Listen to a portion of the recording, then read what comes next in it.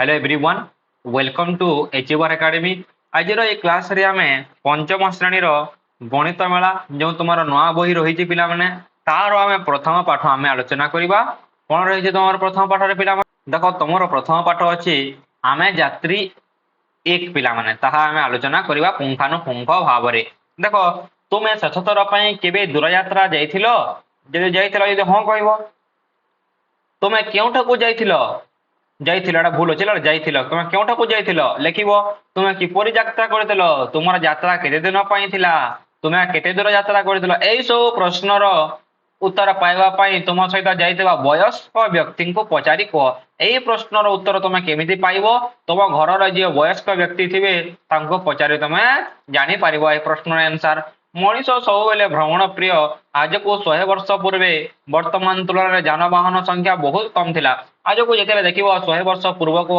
देख से समय जानवाहन बहुत कम थिला एवं मनीष सब बेले बुलिबा पई भल पाए पिला माने तापर देखो प्राणी मानक द्वारा टणा जाउतबा टाणा नुहे टणा जाउतबा हला टणा जाइतबा गाड़ी कार रेल गाड़ी रा व्यवस्था थिला से समय रे 100 वर्ष पूर्व रे कोन थिला मनीष कौन करथिला टणा गाड़ी रे जाउतला कार रे जाउतला एवं रेल गाड़ी रा व्यवस्था थिला एहा पूर्वर हजार हजार वर्ष पूर्वे दूर रास्ता यात्रा करबा पई लोक माने पादरे चले चले जाउतले पादरे चले चले जाउतले बहुत लोक दूर रास्ता रे जेबा पई पुणे प्राणी को व्यवहार करथिले क्यों प्राणी को व्यवहार करथिले बलद हेउ घोड़ा हेउ ओट हेउ एमिते प्राणी को से कोन करथिला व्यवहार करथिला से माने ह्रद नदी समुद्र को पारि हेबा पई डंगा और जहाज मध्य निर्माण करथिले मनीष 100 वर्ष पूर्व से कोन डंगा एवं जहाज व्यवहार जानिथिला बलद गाड़ी व्यवहार बहु पूर्व डंगार बोध हुए मनुष्य द्वारा उद्भावित प्रथम परिवहन उपाय था इंपोर्टेंट मनुष्यर बलद गाड़ी व्यवहार बहु पूर्व डंगा नोट कर दियो पिला माने डंगा मनुष्य द्वारा उद्भावित प्रथम परिवहन कौन डंगारे पिला माने हैला तापर देखो तुम जानिच कि तुम राज्य में वर्तमान केते संख्यक जानवाहन अच्छी बहु संख्यक अच्छी आम गणी पारिबा नाही तापर देखो बड़ संख्या को पढ़िबा एवं लेखिबा जो बड़ बड़ संख्या अछि ताको हम कोन करिबा पढ़िबा एवं लेखिबा एटा तमर इंपोर्टेंट हजार हजार संख्यार वस्तु को तुम किपरि लिखिबो आस 1000 रु आरंभ करी जदि आमे एथिरे 1000 लेखाय जोग देबा तबे हम क्यों संख्या पाइबा देखो 1000 मिसाइले 2000 2000 पुणी 1000 मिसाइ देबा केते हे जिवो ताहा 3000 3000 पुणी 1000 यदि मिसाइ नेबा एथिरे कोन हे जिवो 4000 पुणी 1000 मिसाइ ले केते हे जिवो 5000 6000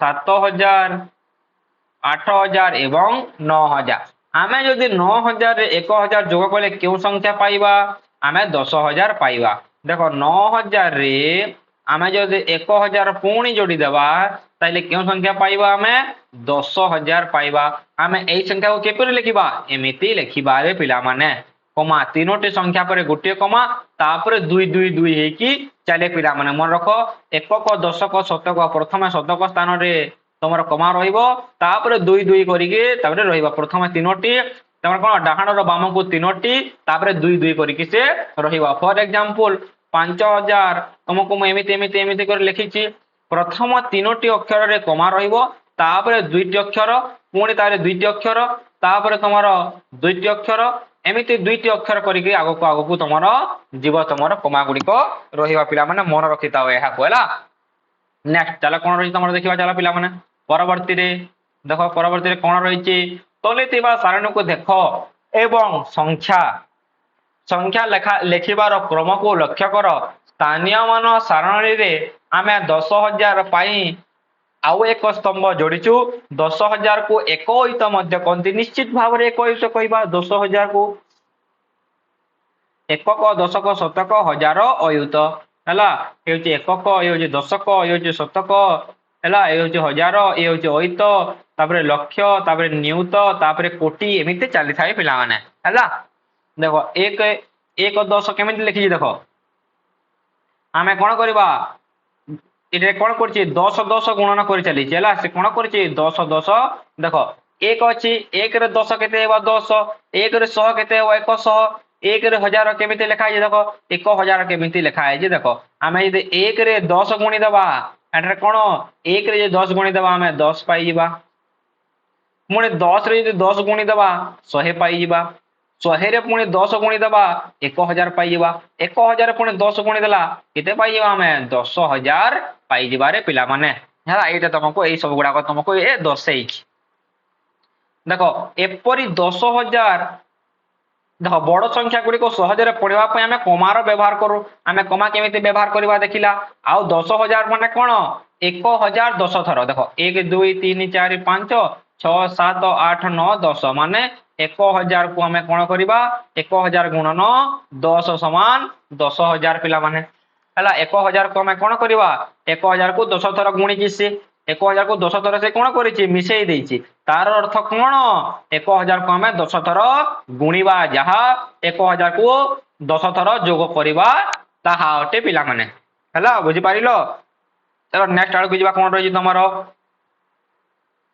भारतीय संख्या लिखन प्रणाली रे स्थानीय मान अनुसार संख्या गुडी को किपरि पढिबा स्थानीय मान अनुसार एटा इंपोर्टेंट स्थानीय मान अनुसार केमिति पढिबा रे पिला माने स्थानीय मान अनुसार केमिति पढिबा देखो आ केमिति लेखिबा पढिबा तो पढिबा पुणी केमिति लेखिबा तुमे मन रखिछ कि 0 रु 9 पर्यंत मोट 10टी अंक को नै बड़ संख्या लेखि थाउ हां हम निश्चित भाव रे एक अंक विशिष्ट बृहत्तम संख्या किए 9 एक अंक विशिष्ट क्षुद्रतम संख्या किए 1 2 अंक विशिष्ट बृहत्तम संख्या किए 49 2 अंक विशिष्ट क्षुद्रतम संख्या किए 10 माने 0 रु 9 पर्यंत जो 10टी संख्या अछि 0 1 2 3 4 5 6 7 8 9 एई संख्या को नै कि हमें बड़ संख्या एवं सान संख्या लिखिताउ देखो एटा 1 रु 9 भीतर अछि ना नै 0 रु 9 भीतर एटा 0 रु 9 भीतर अछि ना नै देखो एठारे कहिजे कोन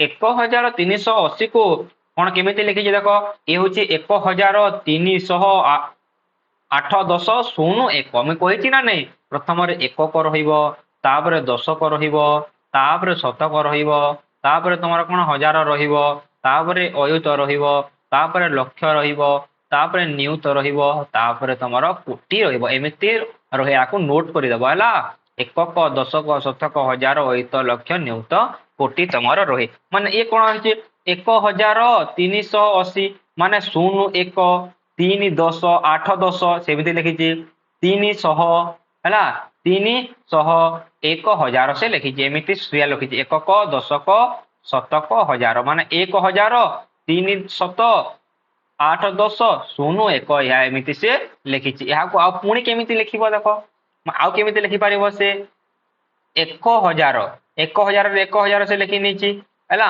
300 माने कोन तीनोटी शहर मिश्रण रे तीनोटी कोन होइछि 100 100 तीनोटी मिसी जाइछि तीनोटी 100 100 मिसी 8 10 माने कोन 8 टी 10 0 1 माने 0 किछि नै एटा तो बुझवा कते सहज तार देखो ए कोन 9000 माने 9 टी हजार 1 1000 करी कि 9 टी 100 माने 1 2 10 माने 2 10 माने कोन 2 टी 10 10 3 1 माने तीनोटी 1 रो जोगफल जहा एई तम ताहा अटे आउ एहा को हमें केमिति लिखि पारिबा देखो मु आ उटे शैली कहूजी तुमको 9000 तमर 131 अछि माने 9000 लिखि पारिबा तापरे कोन 100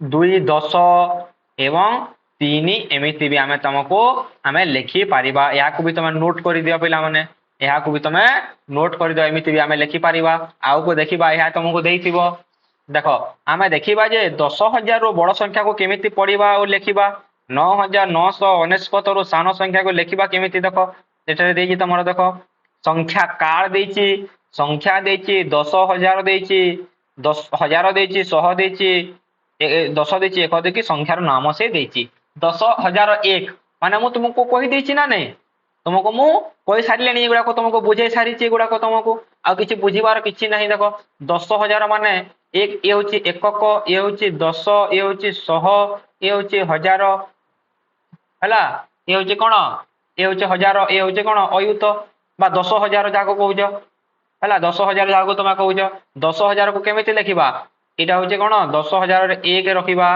1000 रे 1000 स्थान रे 0 अछि 0 लिखिबा 7 स्थान रे 0 अछि 0 लिखिला 10 स्थान रे 0 अछि 0 लिखा हिछि 1 स्थान रे 1 अछि आ केमिति पढिबा 10001 बोली पढि परिबा आउ केमिति लिखि परिबा देखो 10,000 जोग 1 समान 10,001 10,002 समान कौन देखो 10,001 जोग 1 समान 2 10,010 एटा देखो एमिति लिखा है तुमको एक स्थान दशक शतक हजार ये हूँ कौन 10,000 तुम कही पार अयुत भी कही पार 10,000 एक स्थान एक शून्य शून्य एगुड़ाक एक स्थान सब गुड़ाक रही 10,010 एगुड़ाक तुम इजिली जापर किसी अलग ये देख एठारे किसी अलग देती 10,000 10 है पुणी यहाँ आम केमी लिखा 10,000 है 10,000 शून्य तो शून्य अच्छी तापर 20 अच्छी 20 प्लस 4 माने 4 यही 4 को एक एक कर 4 भाग कर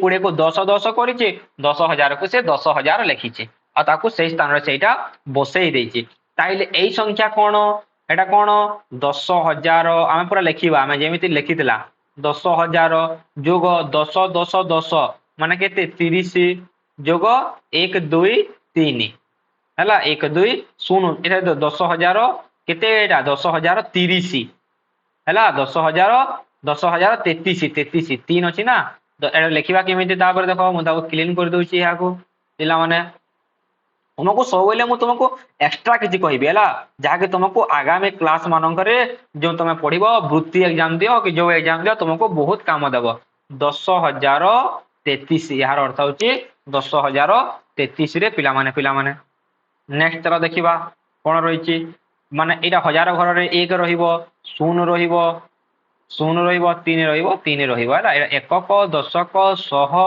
हजार ये 10,000 तुम अटे से भाया यहाँ आम केमी लिखा 10,458 10,400 मान 4टी शह 5 10 मान 5टी 10 एटा शून्य है 5टी 10 8 माने 108 माने 8 1 2 3 4 5 6 7 8 1 0 4 5 8 10,458 है 10,458 नेक्स्ट कौन अच्छी देखा चलो नेक्स्ट पुणी से संख्या गुड़िक देती यहाँ लिखा कौन 1,000 1,214 1,214 एमती लिखा यहाँ यहाँ कौन संख्या को लिखा चलो 13,000 मान 10,000 3,000 अच्छी माने 3,000 1 2 3 4 5 माने 500 थी 20 माने 20 अच्छी लिखिदे 1 3 5 2 0 13,520 या कौन लिखा या कौन यहाँ एकक दशक शतक हजार 10,000 स्थान 2 अच्छी अयत स्थान 10,000 स्थान 2 अच्छी 0 0 0 0 20,000 नेक्स्ट देखो ये कौन 45,000 मान कौन 4टी 10,000 है 20,000 मान 2टी 10,000 मन रख ये कौन यार स्थानीय मान मुझे तुमको बतई कौन यार स्थानीय मान 40,000 जोग कौन 40,000 जोग 5,000 जोग 800 जोग 60 जोग 7 कहीं कली मु कहीं यार स्थानीय मान अटे 40,000 जहाँ आम 10,000 को 40,000 को से कौन कर 10,000 10,000 10,000 10,000 कर 5,000 को से कौन कर 1,000 1,000 1,000 1,000 5 थर कर 800 को कौन कर 100 100 8 भाग कर 60 को 10 रे गते भाग कर 6 भाग कर 7 जो अच्छी 7 को से 7टी 1 लिखी ये मध्य तार स्थानीय मान या तुम नोट कर 4 5 8 6 7 हे 45,867 है 45,000 नेक्स्ट देखा कौन रही पिला माने बुझा पड़ी निश्चित गोटे लाइक कर लाइक कर सांग मान को शेयर कर चैनल को सब्सक्राइब कर बेल बटन ऑल प्रेस कर मु सब गुड़ाक तुमको कंप्लीट करदेवी आस कामटी करवा संख्या गुड़िक क्रम देखि शून्य स्थान पूरण करवा चलो संख्या श्रेणी में पिला क्रमटी को आलोचना कर यही संख्या केते बढ़ी मते कह यही संख्या केते बढ़ी रे पिला माने 456 रु 456 रु कौन 500 जो 67 अच्छी केते बढ़ी 111 बढ़ी केमी जानिला सार यहाँ आम यह सहित ଯେତେବେଳେ ବିଯୋଗ କରିଦେଲା ଫେଡ଼ିଦେଲା ଆମେ 111 ଜାଣିପାରିଲା। ତାହେଲେ 567 ଅଛି 678 କେତେ ଅଧିକ ଅଟେ? ଯେତେବେଳେ ଆମେ ଏହାକୁ ଏ ସହିତ ବିଯୋଗ କରିଦେବା ଆମେ ଜାଣିପାରିବାରେ ପିଲାମାନେ। ଆମେ ଯଦି 600 କେତେ ଅଛି 78 କୁ 678 ଅଛି ଯଦି ବିଯୋଗ କରିଦେବା 567 8 ରୁ 7 ଗଲା 1 ତୁମର କଣ 7 ରୁ 6 ଗଲା 1 111 ଅଧିକ। ତାପରେ ଆମେ ସେମିତି ଏହାକୁ ଆମେ 111 ଯଦି ଯୋଡ଼ିଦେବା ତାର ଆନ୍ସର ପାଇଯିବା। ପୁଣି 111 ଯୋଡ଼ିଦେଲେ ପୁଣି ଆନ୍ସର ପାଇଯିବା। ପୁଣି 111 ଯୋଡ଼ିଦେଲେ ପାଇଯିବା। ତାହେଲେ କେତେ କେତେ ହେବ 600 ଯୋଉ କେତେ ଅଛି 678 ଅଛି। 678 ରେ ଯଦି ଆମେ 111 ଯୋଡ଼ିଦେବା କେତେ ହେବ ତୁମର 789 789 789 ରେ ଯଦି ଆମେ ପୁଣି 111 ଯୋଡ଼ିଦେବା 789 ରେ ଆମେ ଯଦି 111 ଯୋଡ଼ି ଦଉଛେ କେତେ ହେବ ପିଲାମାନେ 9 1 10 8 8 1 9 1 10 7 8 1 9 900 ହେବ। ତୁମର କେତେ ହେଇଯିବ ତୁମର 900 ହେଇଯିବ। ପୁଣି 900 ରେ ଯଦି କରିବା 1 1 9 1 10 100 କେତେ ହେଇଯିବ ତୁମର 1011 ହେଇଯିବ ହେଲା 1011। ପୁଣି 1011 ଯଦି ଆମେ 111 ଯୋଡ଼ିଦେବା 1 1 2 1 1 2 1 ତମର କେତେ ହେଇଯିବ 1122 ତମର ହେଇଯିବ 1122 ତମର ହେଇଯିବ। ତାପରେ ନେକ୍ସଟ ଦେଖିବା 1050 ରେ କେତେ କେତେ ଅଧିକ ଅଛି ଆମେ ଜାଣି ନାହିଁ। ଏଇ ଦୁଇଟା ମଧ୍ୟରେ ଯଦି ପାର୍ଥକ୍ୟ ଜାଣିଦେଲା ଆମେ ତାହେଲେ ଏଇ ଦୁଇଟା ପାର୍ଥକ୍ୟ ଆଗକୁ ଆଗକୁ ଯିବା। ଆମେ ଯଦି 4200 ରୁ 3150 ଯୋଉ 4200 ଅଛି ତାକୁ ଯଦି ଆମେ 3150 ଦ୍ୱାରା ଫେଡ଼ିଦେବା ତାହେଲେ କେତେ ଅଧିକ ଅଛି ଏଠାରୁ 1050 ଅଧିକ ଅଛି। ତାହେଲେ 1050 ଲେଖା ଅଧିକ ଅଛି 1050 ଲେଖା 1050 ରେ ଯଦି ଆମେ 1050 ଯୋଡ଼ିଦେବା ଏଇ ହେଇଯିବ କେତେ 2100 2100 ରେ ଯଦି ଆମେ 1050 ଯୋଡୁଛି ଏତିକି ହଉଛି ନା ନାଇଁ ଦେଖିଦେବା। ଆଉ ଚାଲ ଏଠି 2100 ଅଛି ତାକୁ ଯଦି ଆମେ 1050 ରେ ଯୋଡ଼ିଦେବା 0 5 1 2 1 3 ଏତିକି ଅଛି 3150 ଅଛି। ତାର 1050 ଲେଖାଏବି ଆମେ ଯୋଡ଼ି ଚାଲିବା। ଏଠିରେ ମଧ୍ୟ 1050 ଏଠି ମଧ୍ୟ 1050 ଏଠି ମଧ୍ୟ ଆମେ 1050 ଯୋଡ଼ିଦେବା। ଯଦି ଆମେ କେତେ 4200 ରେ ଯଦି ଆମେ 1050 ତମର କେତେ 1050 ଯଦି ଯୋଡ଼ି ଦଉଛେ କେତେ ହେବ ପିଲାମାନେ 0 ଏଠାରେ 5 0 ହେଲା 4 1 5 5050 ପିଲାମାନେ 5050 ହେଲା କେତେ 5050 ଏଟା ଓଡ଼ିଆ ହେଇଯାଉଛି ଟିକେ ହେଲା ଟିକେ ଦେଖିବ ଏଟା ଗୁଡ଼ାକ ଇଂରାଜୀ ହେଇଯାଉଛି ଟିକେ ପିଲାମାନେ ଟିକେ ଇଂରାଜୀ ହେଇଯାଉଛି ଏହାକୁ ଟିକେ ତମେ ଓଡ଼ିଆ କରିଦେବ ହେଲା ଏହାକୁ ତମେ ଓଡ଼ିଆ କରିଦେବ 7 8 9 ଏହାକୁ ତମେ ଓଡ଼ିଆ କରିବ ହେଲା। ତାପରେ ଦେଖ 5050 ଅଛି ତମର 5050 ରେ ଆମେ 5250 ହବ ଏଇଟା ହେଲା 5250 ହବ ହେଲା ଭଲ ଭାବରେ ଯୋଡ଼ି ଦେବା ହେଲା। 4000 ଯୋଉ 4200 ଅଛି 4200 ରେ ଆମେ କେତେ ଯୋଡ଼ିବା 1050 ଯୋଡ଼ିବା 0 5 2 ଏଟା କେତେ 4 1 5 5250 ପୁଣି 5250 ରେ ଆମେ ପୁଣି 1050 ଯୋଡ଼ିଦେବା 0 5 5 0 ତାରେ 2 1 3 5 1 6 କେତେ ହେଇଯିବ 6 3 0 0 ହେଇଯିବ 6 3 0 0 ତମର ହେଇଯିବ। ତାପରେ ତା ସହିତ ଯଦି ଆମେ 1050 ଯୋଡ଼ିଦେବା କେତେ ହେଇଯିବ 7 3 5 0 7 3 5 0 ପିଲାମାନେ ଏଟା 1 କରିଦେବା ହେଲା 2 1 0 0 ହେଲା। ମୁଁ ତାକୁ ଟିକେ ଭଲ ଭାବରେ ସବୁ ଗୁଡ଼ାକ ମୁଁ ଲେଖି ଦଉଛି ପିଲାମାନେ କ୍ଲିନ୍। ଚାଲ ଆମେ ଏବେ ନେକ୍ସଟ ଆଡ଼କୁ ଯିବା। ତାପରେ ନେକ୍ସଟ କଣ ଦେଇଛି ତମର ଦେଖ ପିଲାମାନେ ନେକ୍ସଟ କଣ କରିଛି 5501 ରୁ କେତେ ଅଧିକ ଅଛି କେମିତି ଜାଣିବା ଏହାକୁ ଯଦି ଆମେ ଏହା ସହିତ ବିଯୋଗ କରିଦେବା ଆମେ ତାହେଲେ ଜାଣିପାରିବା କେତେ ଅଛି ତମର ସଂଖ୍ୟା 6401 ବିଯୋଗ କେତେ 5500 ଯଦି 1 କରିଦେବା ତାହେଲେ କେତେ ଅଧିକ ଅଛି ତମର 900 ଅଧିକ ଅଛି। ମାନେ ଏବେ ଆମେ କଣ କଣ କରିବା ଏହାକୁ ଏହା ସହିତ ବିଯୋଗ କର ଦେଖିବ ତମେ ସେଇ 900 ଅଧିକ ପାଇଯିବରେ ପିଲାମାନେ ସେଇ 900 ଅଧିକ ପାଇଯିବ। ଦେଖିବା ଚାଲ 7 3 0 1 ବିଯୋଗ 6 4 0 1 1 ରୁ 1 ଗଲା 0 1 ରୁ 1 ଗଲା 0 ତମର 13 ରୁ 4 ଗଲା କେତେ 9 900 ଅଛି। ମାନେ ଆମେ କଣ କରିବା ଏବେ 9 900 ଏବେ ଆମେ ଯୋଗ କରିକି ଚାଲିବା। 0 ଏଟା କେତେ 1 ହେଇଯିବ ଏଟା ହଉଛି କେତେ 0 9 3 12 1 ହେଲା 1 7 1 8 8 ରେ ପୁଣି 900 ଯୋଗ କରିବା। 900 ଯୋଗ କଲେ କେତେ ହବ 1 0 ହେଲା 0 9 2 11 8 1 9 ପୁଣି କେତେ 900 ଯୋଗ କରିବା ଏଥିରେ 900 ଯୋଗ କଲେ କେତେ 1 0 9 1 10 9 1 10 1 9 1 10 ପୁଣି ଏଠାରେ କଣ କରିବା ଆମେ 900 ଯୋଡ଼ିଦେବା 1 0 9 0 1 10,901 ହେଲା 900 900 ଆମେ କଣ କରିବା ଏବେ ଯୋଗ କରିକି ଚାଲିବା। ଯେତେବେଳେ ଜାଣିଦେଲା ଆମେ 900 ତମର ଯଦି ବଢି ବଢି ଚାଲିଛି କେମିତି ଜାଣିଲା ପ୍ରଥମ ଦ୍ୱିତୀୟ ସଂଖ୍ୟାରୁ ପ୍ରଥମ ସଂଖ୍ୟାକୁ ବିଯୋଗ କରିକି ଆମେ ଜାଣିଦେଲା। ତାପରେ ଆମେ ନେକ୍ସଟ ଆଡକୁ ଯିବା। ନେକ୍ସଟ କଣ ଦେଇଛି ଦେଖ କେମିତି ଜାଣିବା କେତେ ଅଧିକ ଅଛି ଦ୍ୱିତୀୟ ସଂଖ୍ୟାରୁ ଯଦି ପ୍ରଥମ ସଂଖ୍ୟାକୁ ଆମେ ଯଦି ବିଯୋଗ କରିଦେବା ଆମେ ଜାଣିଦେବା।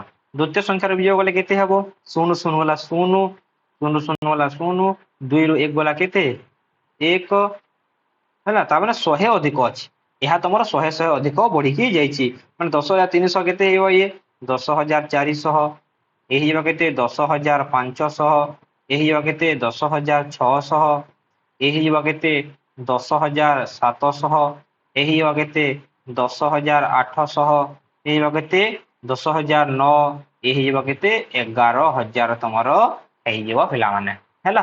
ତାପରେ ଦେଖ କେତେ କେତେ ବଢିଛି ଏ ତମର କେତେ କେତେ ବଢିଛି 20 20 ଲେଖା ବଢିକି ଯାଇଛି ତମର କେତେ ବଢିଛି ତମର 20 20 ଲେଖା ବଢିକି ଯାଇଛି କାହିଁକି ନା 5 ରୁ 5 ଗଲା 0 2 ରୁ 0 ଗଲା 2 1 ରୁ 1 ଗଲା 0 0 ତମର କେତେ ଅଧିକ ଅଛି ଦେଖ ଏହା ତମର କେତେ ଅଧିକ ଅଛି 0 0 ଗଲା 1 ରୁ 1 ଗଲା 0 0 0 ଗଲା 0 0 0 ଗଲା 1 ରୁ 1 ଗଲା 0 ମାନେ 20 20 ବଢି ବଢି ଚାଲିଛି। ପୁଣି ଯୋଗ କରିଦେବା 1,100 କେତେ 25 ରେ 20 ମିଶିଲେ କେତେ ହେଇଯିବ ତମର 45 45 145 ତାପରେ 10,165 ହେଇଯିବ ପିଲାମାନେ। ତାପରେ ତମର କେତେ 65 ରେ ଯଦି 20 ମିଶିଯିବ କେତେ ହବ 85 ମାନେ 10,185 ତାର 10,185 ରେ 20 ମିଶେଇଦବା 10,100 ତମର 85 ରେ କେତେ ମିଶେଇଦବା ପିଲାମାନେ ଯଦି 20 ମିଶେଇଦବା କେତେ ହେଇଯିବ 10,205 ପୁଣି କେତେ ହେଇଯିବ 10,200 ସେଇ ରିପିଟ ହେଇଯିବ 225 10,245 10,200 କେତେ 65 10,285 ହେଇଯିବ ହେଲା ଏମିତି ହବ।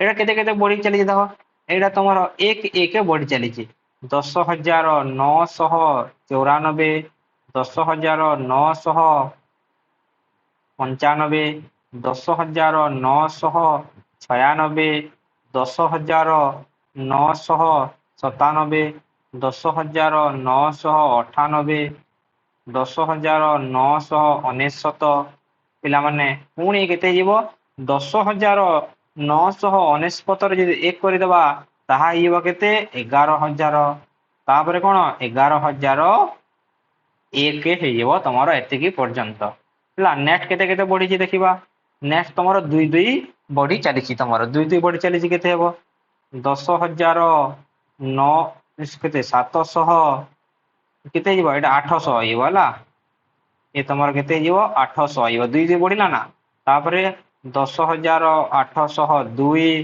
10,804 806 10,806 ପୁଣି 10,808 810 812 ତମେ ଏଠି 10,000 ଯୋଡି ଦେବ ହେଲା 10,000 ତମେ ଏଠାରେ ଯୋଡି ଦେବରେ ପିଲାମାନେ। ନେକ୍ସଟ ଦେଖିବା ଚାଲ ନେକ୍ସଟ କେତେ କେତେ ଅଛି ଦେଖ ଏଇଟା ପୁଣି 1 1 ବଢିଛି এটা কেতে যাব 005 006 007 008 009 ଏତିକି ହେଲା 72,000 ସରି ସରି ପିଲାମାନେ ଏ ତ କମି ଚାଲିଛି ନା ଏ ତ ତମର କଣ ଚାଲିଛି କମି ଚାଲିଛି ହେଲା ସରି ପିଲାମାନେ ଏଇଟା ମିଷ୍ଟେକ୍ କରିଦେଲା ଆମେ ଏହା କଣ ଏହା ତମର କମି କମି ଚାଲିଛି 73,000 କେତେ କମିଛି ଦେଖ এটা কমি ଚାଲିଛି ମୁଁ ଟିକେ ଏହାକୁ କ୍ଲିନ୍ କରିଦିଏ ହେଲା ଦେଖ ଏଥିରେ କଣ କରିଛି ସେ କମେଇ କମେଇ ନେଇଛି ଆମେ ଏତେ ଦୂର ଦେଖିଲା କଣ ବଢି ବଢି ଚାଲିଥିଲା ମାନେ ଏଠି କମେଇ କମେଇ ନେଇଛି 73,005 ରୁ 72,004 କେତେ କମିଛି 1,001 କମିଛି 1,001 କମିଛି ପୁଣି କଣ କରିବା ଏଠାରେ ପୁଣି 1,001 କମେଇ ଦେବା ପୁଣି ଏଠାକୁ କଣ କରିବା ଯେତିକି ବାହାରିବ 1,001 କରିବା ଚାଲ ଆମେ କରିକି ଚାଲିବା ଏଠାରେ ଯଦି 1,001 କମେଇ ଦେଲେ କେତେ ହେବ ପିଲାମାନେ ଆମେ ଯଦି ତାକୁ ଯଦି ଆମେ 1,001 କମେଇ ଦେବା କେତେ ହେବ ଯଦି 72,004 ଅଛି ତାଥିରେ ଯଦି ଆମେ 1,001 କମେଇ ଦେବା ତାହେଲେ ହେଇଯିବ କେତେ 71,000 ପିଲାମାନେ 71,003 ହେଇଯିବ ପୁଣି ସେଥିରେ ଯଦି ଆମେ ପୁଣି କେତେ ବିଯୋଗ କରିବା 1,001 ଯଦି କରିଦେବା ତାହେଲେ କେତେ ହେଇଯିବ 70,002 ହେଇଯିବ ପୁଣି 1,001 କମେଇ ଦେବା ପୁଣି 1,001 କମେଇ ଦେଲେ କେତେ ହେବ ତାର ପୁଣି ଯଦି ଆମେ 1,001 କମେଇ ଦେବା ତାହା ହେଇଯିବ କେତେ 69,001 ହେଇଯିବ ପୁଣି ତାକୁ କଣ କରିବା 1,001 ବିଯୋଗ କରିବା ସେଥିରେ ଆମେ କଣ କରିବା 1,001 ପୁଣି ଆମେ ବିଯୋଗ କରିବା କେତେ 69,001 1 ଗଲା 0 0 এটা তোমার 0 9 ରୁ 1 ଗଲା 8 କେତେ ହେଇଯିବ ତମର 68,000 68,000 ତମର ହେଇଯିବ ପୁଣି ସେଇ 68,000 ଯୋଉ ଅଛି 68,000 ରେ ଆମେ କଣ କରିବା 1,001 ଯଦି ବିଯୋଗ କରିଦେବା ତାହା କେତେ ହେଇଯିବ ତାହା ହେଇଯିବ କେତେ ତମେ ଯଦି ତାକୁ 1,000 କରିଦେବା ତାହା ହେଇଯିବ 66,999 ହେଇଯିବ 999 ତାର ପୁଣି ଯଦି ଆମେ 1,001 ବିଯୋଗ କରିବା ଏଠି 1,001 ଯଦି ବିଯୋଗ କରିଦେବା କେତେ ହେବ 9 ରୁ 1 ଗଲା 8 9 9 6 ରୁ 1 ଗଲା କେତେ 5 ମାନେ 65,998 ତାକୁ ଯଦି ଆମେ 1,001 ଯଦି ବିଯୋଗ କରିଦେବା କେତେ ହେବ 8 ରୁ 1 ଗଲା 7 9 9 5 5 ରୁ 1 ଗଲା 4 64,997 ଏଠିରେ ଯଦି ଆମେ ଯଦି ପୁଣି 1,001 ବିଯୋଗ କରିଦେବା 7 ରୁ 1 ଗଲା 6 9 ରୁ 0 9 9 4 ରୁ 1 ଗଲା 3 ତମର 63,996 ଏତିକି ତମର ହେଇଯିବ ତାପରେ ଦେଖ ଏଇଟା ତମର କେତେ କେତେ ବଢିକି ଚାଲିଛି ଏଇ ତମର କେତେ କେତେ ବଢି ଚାଲିଛି ପିଲାମାନେ ଦେଖିଦେବା ଚାଲ ଏଇ ଯଦି ତମର 1,000 ଲେଖାଏ ବଢି ବଢି ଚାଲିଛି ଏହା ବିଯୋଗ କଲେ କେତେ 1,000 ଲେଖା ବଢିକି ଚାଲିଛି ଏ ବି 1,000 ପ୍ରଶ୍ନ ମତେ ଟିକେ ଡାଉଟ୍ ଲାଗୁଛି ଏ ପ୍ରଶ୍ନ ଟିକେ ଭୁଲ ଅଛି ହେଲା କାହିଁକି ନା ଏଠାରେ 4 ହେବା କଥା ଏଠାରେ ତମର 4 ହେବା କଥା 1,000 କମିବ ଯେହେତୁ 5 ଦେଇଛି ଆମେ 5 ନେଇକି କରିଛେ ତମେ ଯଦି ଏହାକୁ 4 ବି ନେଇପାରିବ 73,004 ରୁ କେତେ ଅଧିକ 1,000 କମିଛି 1,000 କମିକି ତମେ ନେଇପାରିବ 82,350 ରୁ 1,000 ଅଧିକ ପୁଣି 1,000 ଅଧିକ ଗଲେ କେତେ 84,350 85,350 86,350 ତାପରେ ତମର କଣ 87,350 88,350 350 ହେଲା 350 ତାପରେ ତମର 99,350 90,350 91,350 ବାସ୍ ତମର ଏତିକି ତମର ଆନ୍ସର ଅଟେ 350 ଅଛି ନେକ୍ସଟ ଚାଲ ଆଗକୁ ବଢିବା ପିଲାମାନେ ଆଗକୁ ତମର କଣ ରହିଛି ଦେଖିବା ଆଗକୁ ଦେଖ ସେ ସଂଖ୍ୟାର ନାମ କହିଛି 8,035 ଏ ହଉଛି କଣ ଲେଖିବ କଣ 7,209 209 ଏ ହଉଛି କଣ 10,599 ନେକ୍ସଟ ଏଠି 10,743 10,743 ସଂଖ୍ୟାଟା ତମ ଦୁଇଟି ଦେଇଦେଇଛି 69 ଦେଇଦେଇଛି ହେଲା ଏ ତମର କଣ 13,000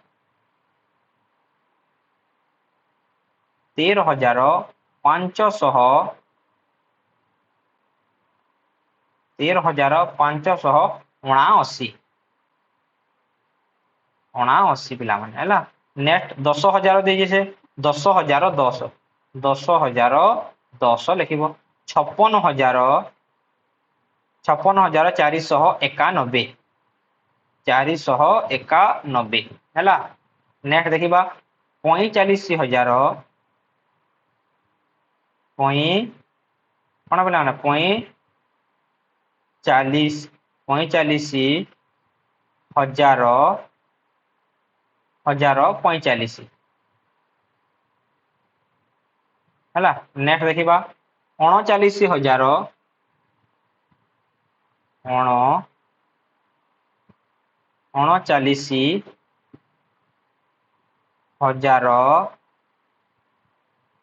593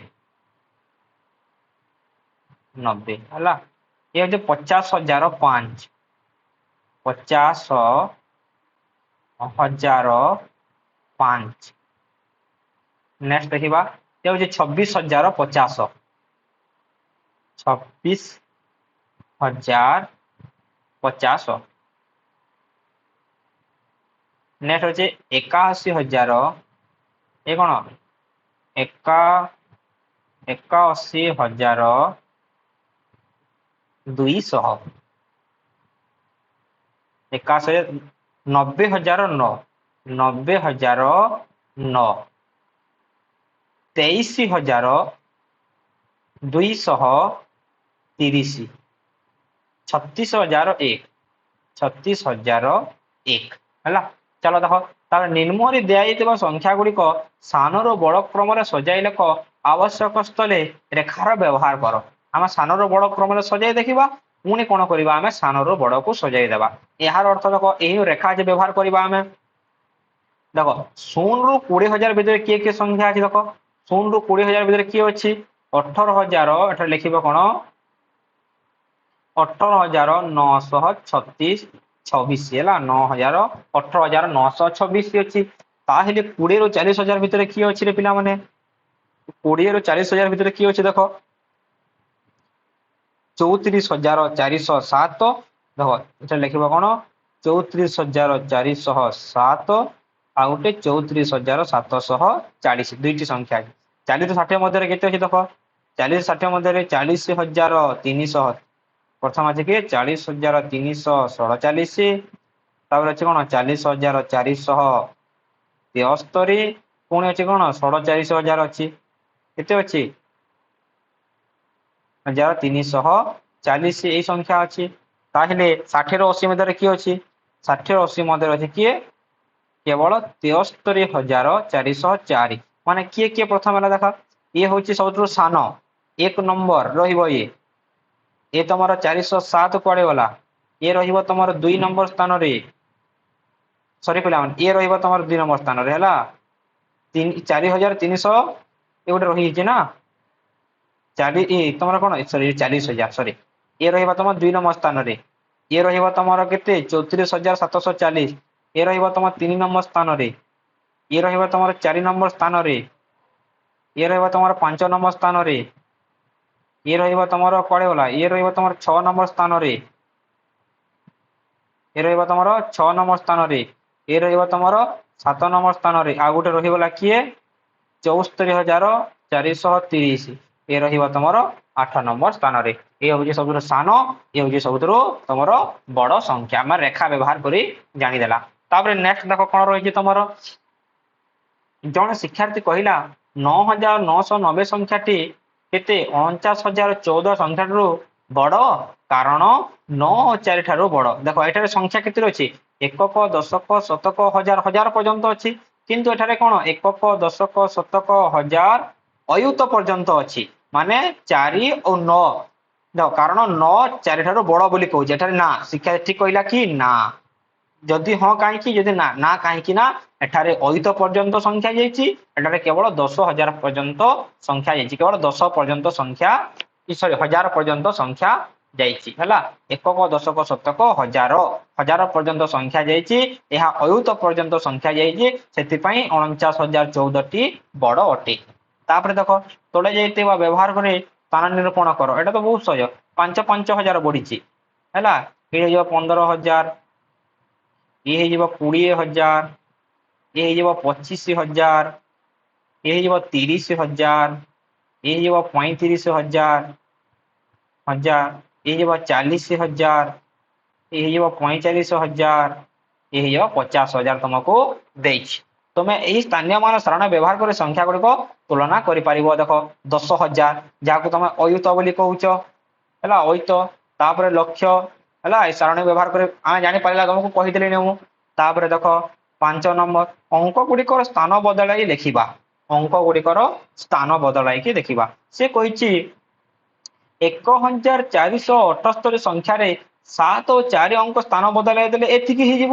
ବର୍ତ୍ତମାନ ତମେ এই ସଂଖ୍ୟାକୁ 1,478ରେ ଯେକୌଣସି 2 ଅଙ୍କ ସ୍ଥାନ ବଦଳାଇ କରି କଣ 5,500 ଠାରୁ ବଡ କରିପାରିବା। ଠିକ ଅଛି, এই ସଂଖ୍ୟାକୁ ଆମେ ଏପଟକୁ ଆଣିବା। এই ସଂଖ୍ୟାକୁ ଆମେ କଣ କରିବା, ଏପଟକୁ ଆଣିବା। ମାନେ କେତେ ହେଇଯିବ 81,000 କେତେ ହେଇଯିବ ତମର ଏଠାରେ 81,000 ତମର ସରି 8,147 ତମର ହେଇଯିବ। 8,147 5,500 ଠାରୁ ଅଧିକ ଅଟେ। ନେକ୍ସଟ ଦେଖିବା, ସେ କହିଛି କଣ 10,593 ସଂଖ୍ୟାର ଯେକୌଣସି ଦୁଇଟି ସ୍ଥାନ ବଦଳାଇବା। ସବୁଠାରୁ ସାନ ସଂଖ୍ୟା କିଏ ହେବ? ଏଇ ଶୂନକୁ ଏପଟକୁ ଆଣିବା। ମାନେ କଣ ଯିବ 0,1,593, ଏ ସବୁଠାରୁ ସାନ। ସବୁଠାରୁ ବଡ କିଏ? ସବୁଠାରୁ ବଡ କିଏ ହେଇଯିବ? ଏଇ 9କୁ ଯଦି ଆମେ ଆଗକୁ ଆଣିବା ସବୁଠାରୁ ବଡ ହେଇଯିବ ହେଲା। 0,9କୁ ତ ଆଣିଛି ଆମେ 5 3 91,053 ସବୁଠାରୁ ତମର ବଡ ହେଇଯିବ ରେ ପିଲାମାନେ ହେଲା।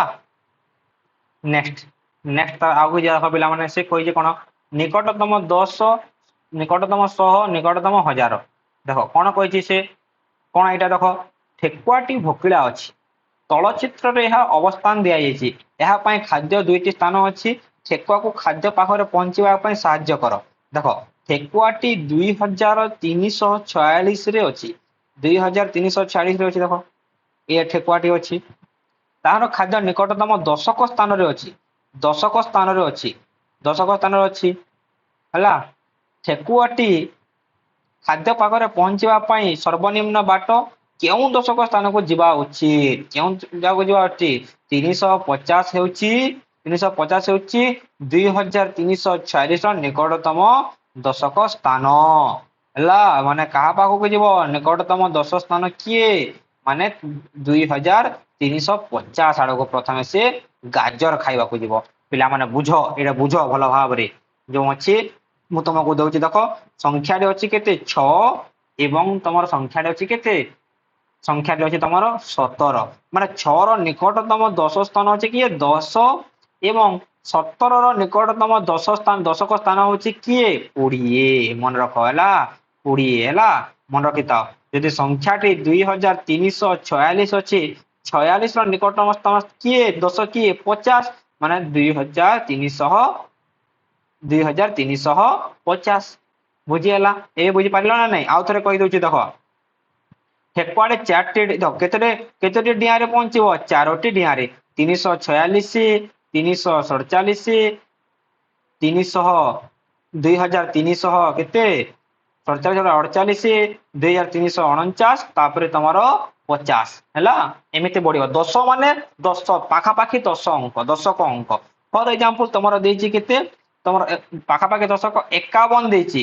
ତାର ପାଖାପାଖି ଦଶକ ସ୍ଥାନ କିଏ? 50। ତାର 1 କମିଯିବ ହେଲା। ଯଦି ଏ ଥାନ୍ତା 56, ଯଦି ଥାନ୍ତା ତାର ପାଖାପାଖି ଦଶକ ସ୍ଥାନ ସଂଖ୍ୟା କିଏ? 60।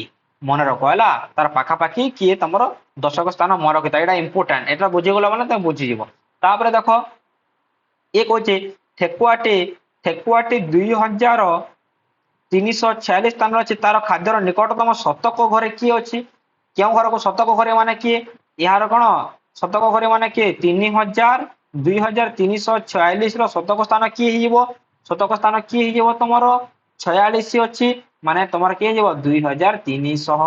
ଏ ଯଦି ଥାନ୍ତା 2351 ଯଦି ଥାନ୍ତା ତାହେଲେ ଏ 2400 ତାର ପାଖାପାଖି ଶତକ ଘର ହୁଅନ୍ତା ପିଲାମାନେ। ମୋର କହିବାକୁ ନୋଟ କରିଦିଅ।